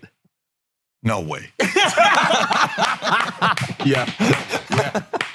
Dude. Yeah, man. Alex and I only hang around with losers, bro. Why? Why? I understand him. But you, why? I met my wife when I was 18. We got married at 23. It was partially religious and then partially What ethical. denomination? Catholic. But I This is listen, no. You cannot back off this. This is the world I'm you actually want. a fan of your show, so I was listening to your show, and that's why I did This that. is what you want. let me tell you, but A bunch of incels. but If they didn't find comedy, they'd be shooting up schools. Hey, we're just cells. we're just cells. let me tell you. Do you know there's literally zero, stereotype I can give you, because both of you guys are good-looking guys. It's not like you don't have options. Respect to have control, bro. It's not easy to do. I salute you. I didn't. I respect what you did. So that's not that we should applaud Yeah, there's a reason rather you than hired take all the it. Latinas. Nah, I respect it. 50%. Yeah, I respect it. Good for you. Latinos from the age 30 to 34. He's like, let's set up in Florida. This is the world. I am This is the mind world blown. you want. I've never been Into Latinos. had a conversation with 5 folks. So many virgins. You're 25. How old are you? 26. 26. Yeah. Oh my, this is a first. This is, 44 years old. This is a check first. all boxes. I'm over telling here, you, bro. our ESG score is Yeah. crazy. The G stands for gay. Yeah, man. No wonder you guys want to have that stuff being taught in school. I got you. Don't be like me. I respect it. I see the motive. Yeah, exactly. Yeah. This is one thing that always kind of leaps out at me, though. And again, I agree with a lot of what you say. I don't agree with everything, but a lot of it. Sure, yeah. But there's this thing that people who are whatever, they're fighting back against Dylan Mulvaney or whoever, Yeah. this being taught in schools, they say, don't shove your beliefs down our throat. And then they'll turn around and say, yeah, but this is a Christian nation. So what they want, again, they just want to go back to the establishment where they were shoving their stuff. The Pledge of Allegiance that I say proudly, and I am a person who believes in God, but every time you say it, every student in America, one nation under God. Yeah, but you make it That plural. is, I do. Under God. And I don't, because I'm a chameleon guy, whatever. Under God, I don't care. But there is a thing where it's like, bro, you don't have a problem with the establishment as long as it's your establishment. No, so you're not wrong on what you're saying, but like the other day I had a conversation with Adam late at night, and we're having a debriefing about one of his shows, and we're talking about, okay, so let me ask you, you died today, man. How's your legacy? And we had this very deep conversation together, right? Great conversation, one of the best conversations we had together. I said, hey, bro, when's the last time you went to? He's Jewish. I said, when's the last time you went to church? And he says, so why don't you go? Temple? Temple, Or- yeah. He said, when's the last time you went to temple? He said, I haven't been. I said, why don't you go to it? So I went a couple months ago. I was going. It was really good. So why don't you go back to it? I'm not trying to tell you to go. I'm not debating. Catholic, go. What's your denomination? Hindu. Go. Whatever it is, go. Go build more. Because if you put all the religions there, we're all taking a risk. It's a gamble, okay? You're going to be right or wrong. I'm going to be right or wrong, but we're all taking a risk. Life is filled with plenty of risk to take. The risk I'm taking, I'm risking on being a Christian. That's the risk I took, okay? So if you put them all on there and you get a predictive analytics guy and you match all the values and principles, 99% is the same values and principles. It's the same values and principles. Yeah. All I'm saying is, let's go to that. Pay a little more attention to those values and principles. Ray's a pretty good guy. You committed to your faith. You're with one woman. I mean, you two are major net positive to society, okay? You have made it safer in America. If you think about it, you've made it safer by having fewer partners. You've made it safer. You've made it better for us. You're taking care of your family. Values and principles are solid. You're probably going to raise kids on good values and principles. Guess what? Net positive. We have to turn you guys into heroes. My problem is the following. I'm running a sales organization. In a sales organization, we got however many agents, right? 40,000 agents. Okay. So that guy made 0 sales for 2 years. You want me to recognize him? Why? He's not doing anything productive to grow this business. I can recognize him for working out 6 days a week. Guess what I can say? He's got a six-pack. Great job. He's on a good diet. But I can't recognize him for sales, okay? Who we're turning into heroes today matters. To me, you're a hero. You're a hero because it's net positive. Not, well, it's not fair. We need to also, no. This is how life is. You should never say to me, well, look, it's Pat's basketball game is not like, we know he sucks, but it's not fair. Like, let's say it, Pat, your game is, you're good, you're needed. Like, no, my game sucks. You shouldn't recognize me for my game of basketball. And it's okay. My feelings are gonna get hurt. No, it's not. It's part of life. So I believe the biggest problem we have in America today is a hero-making machine. We're making heroes of wrong people. That's all it is. And we're encouraging the wrong people to have too many kids. I want the right people to have more kids. My talk the last 2 years in every private setting I've had, more like in the last year. My entire conversation is about right now? Having a kid is very complicated, especially you have your first one. It's emotionally draining, bro. Oh my God. Hey, I'm ovulating. Okay, let's go take advantage. Hey, let's go do this. Hey, let's spend $60,000. Hey, are you pregnant yet? Is something wrong? Is something going on with this? I'm so freaking sick of this.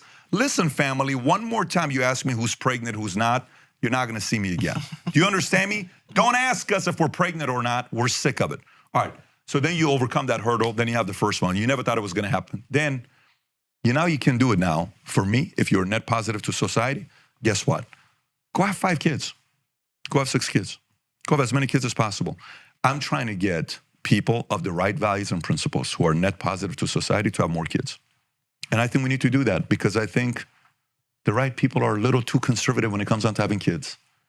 They're too safe. So when you have those kids, you're a successful guy. Yeah.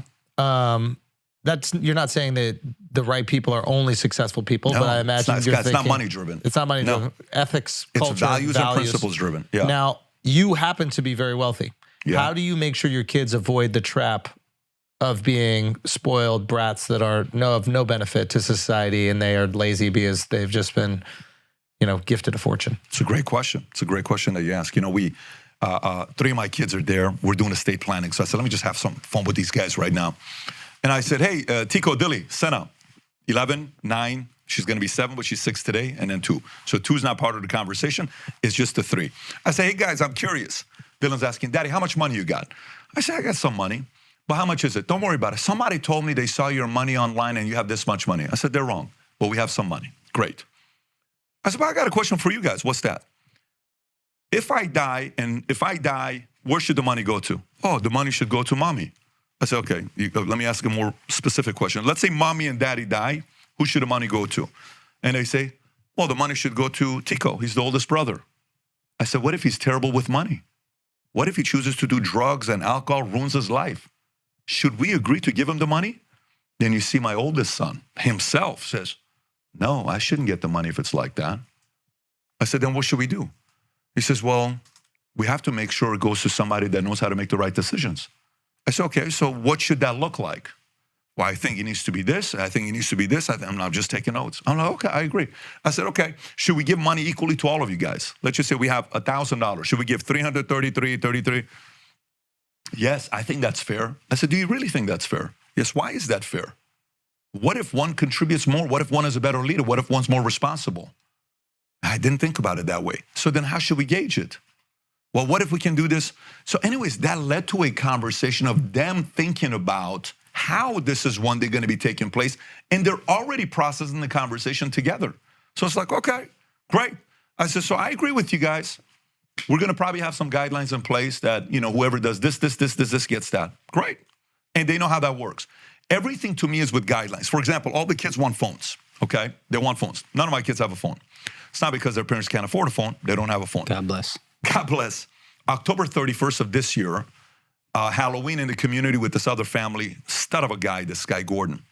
And his family, billionaire family, they got 7,000 employees, great people, good-looking guys. Each brother has 4 kids, each is a doctor, and each married a doctor, and their parents are doctors. Very weird story. They're about 3 houses next to each other. We're walking. Their family, powerful, great, class. So I want to learn from this family all the time. I said, so hey, your son, what happened? I say, hey, call me. He says, his son says, Dad, I can't, I don't have a phone. So, oh, you're right, okay, cool. I said, dude, that's a 17-year-old. What do you mean he doesn't have a phone? So we have a very simple rule in the house. To have a phone, you have to have straight A's. He has a BRB right now. I said, wait, what do you mean? He says, if you have 1 B, you don't get a phone. Are you serious? Yeah. Damn. What a standard. So guess what I did? I came back, I'm like, okay, how many guys want a phone? But here's what we got to do. Great. Hey, iPad. My kids only play iPad Saturday, Sundays. Okay, but if throughout the week they screw up, they don't get it, and if they have any C's in their class, they don't get any iPad for the weekend. It has to be A's and B's to be able to play on the weekend. Great, that's a standard that's in place. When COVID happened, one of the best things that happened to our family, we were non-essential, but of course, I see my business as essential. I'm the founder. I'm at the office every day. For 3 months straight, I'm at the office every day except for one Sunday, and I had to go away for a family issue. So I'm at the office every day. I have to take care of my kids because kids' schools are shut down. They're at the office every day. You know what the kids did every day? Here's what happened to them every day. Every day, they were required to swim 25 laps a day. Every day, they were required to make 52 shots. Make 52 shots a day. Every day, they watched a 1-hour documentary and told me about it, and every day, they read 20 pages. Do you know what happened to these kids 3 months later after COVID, during COVID? Don't tell me. Oh, bro, I can't even tell you the conversations I'm having with these guys. What were you going to say? I had a joke, but Akash also said, I was like, don't tell me they became gay. But Akash also said something, so it just cut the thing. Well, we're going to find out what's going to happen dude. here with these guys. There's no way you would know. So, anyway, so we're going through this whole process. I'm like, damn, it's actually very interesting. By the way, I can't get credit for this. It was purely a fluke because I'm working. They're there all the time. I'm like, listen, guys, 25 laps, 52 shots, 1 hour this, da-da-da. And so next thing you know, they're like, did you know this? They've watched every episode of A Man in the Arena, every episode of Last Dance, every episode of Captain, every episode of Pele. Every one of these episodes of documentaries to inject the spirit of competition and improvement is in them. All of it, they watch, right? So today, these guys swim every day, 1 hour a day. They do jiu-jitsu every day, 5 days a week. Dylan does a bunch of different things. Tico plays the violin, okay? All these guys are doing what they're doing, they're improving.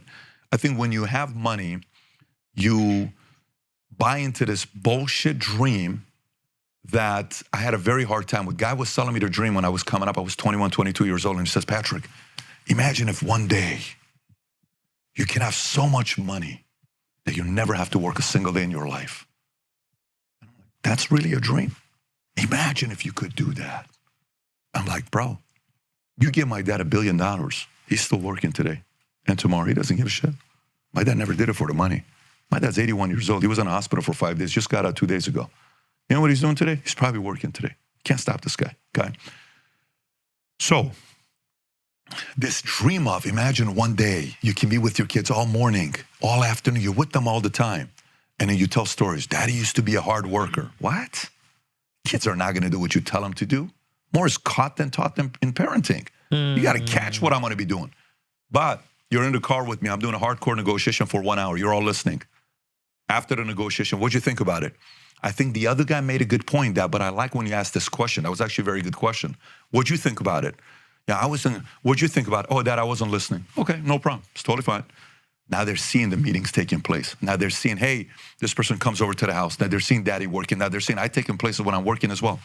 I think if with the day you're already rich. It's not like you're making very good money. You have a great life, but you're gonna get your couple $100 million. You're gonna make a lot of money. Okay, you guys here, team as a collectively together. This is a successful winning team. Everybody here is gonna be winning. Good thing is you guys have a Michael you're running with, and everybody's contributing. Everyone's gonna shine. The mistake you're gonna make is when you win. Now you think, well, I won so I can be around them. Now they're gonna think that's what's winning, and they become lazy. No, get them involved. Show them what it is. Show them what it's like. Get them to say, this is what it takes, guy. This is what it takes, guy. Here's what it takes, guy. Did you see what he did? This is what it takes, guy. This is what it takes, guy. That's the element. And I think sometimes parents have a hard time doing that with their kids. Everything soft. that I've learned from my parents, and it is literally everything. Not one time did they sit me down to teach me it. There's one thing I can remember my dad teaching me specifically, and it was like the power of apologizing. He's like taking accountability. I remember it was two things. There's one of the power of the apology. It's like, don't be too proud to apologize. If you did something wrong, apologize. It's better to take accountability for your actions. And the other was like, I didn't do my homework, and he asked me if I wanted to like sit on a stoop and do it before I went to school. He asked. He didn't say. He asked. He's like, well, do you want to sit here and do it? We can do it. And then we just sat on the stoop, and I did it before, and he was so proud of me. And then after that, I was like, oh, that was really cool. But everything was watching them bust their ass. So that was the expectation of work. Like seeing them work so fucking hard. That's great. I never thought about that. Like letting your kids see this stuff, having them around, seeing you wake up at fucking 7 in the morning, go to bed at 2 at night. Like, yeah, your kids should feel like their parent is outworking them. But if they're around, it's not this isolated thing where they can't even describe their parent's job. Like my dad would like let me work within these like little events that we would do. I was always working. And I would get paid, and it was cool to have money and like save money. But yeah, I never understood like how profound that was in like setting a standard of work ethic. Holy shit. It's not what you say to the kids, huh? Worse caught than taught. Look who they raised, the stud. Yeah. It's so interesting. Yeah. And that work, I think, often is more purposeful. I think it fills the kids with more purpose than being told values and virtues. Like I think doing work, especially from a young age, like not hard work, not like child labor, but like helping out, I think gives kids a lot of purpose. Yeah. Okay, listen, you have to go. Wait. Yes. The question you asked your friend, so if you died tomorrow, how are people going to remember you? I'm curious for you. Well, I've lived a great life. God has given me an incredible life. There's only one person that can slow me down. I'll always say this to my wife, to my kids, only one person, it's the man upstairs. If he says you're talking too much, come on. There's plenty of other guys better than you that can do the job. I am so content with that, 100%, because I believe he knows best when I'm ready, when he's ready. But if he keeps me around, I interpret that as I'm keeping you around to fight. And I need some soldiers down there to fight. I'm going to do my part. I've already lived. I tell you stories of what things I've done in my life. Is this a fantasy? I'm a regular guy in high school. You would have never thought I was going to do anything. One of the best things I love when I sat down with one of my friends, Adrian, went to Conrad's. He says, "Pat, I got to tell you, man." He says, everybody probably tells you, "Oh, we always knew you were going to make it." And they're lying, Pat, because they tell me something else behind closed doors. This was a guy I would play Fester's Quest with. I don't know if you guys know the game, Fester's Quest. He says, "Pat, I never thought you were going to make it. I thought you were going to be a bum. I thought you were going to be a regular guy. I had no clue you were going to be this." So to me, you know, I'm living a dream. God's given me an incredible life. Some good people are in my life. They've been in my ear. And I've used my talents to the best of my abilities. If he keeps us around for 40 years, we're gonna do our part. We're gonna have a blast. We're gonna do a lot of wild, exciting things. We're not expecting everything to be perfect. There's gonna be a lot of painful moments that we anticipate, but we feel like we're just getting warmed up. Like this is just I'm just learning this game. So we're excited about the next 40 years. PBD, ladies and gentlemen. Oh man. Thank you so much for coming, bro.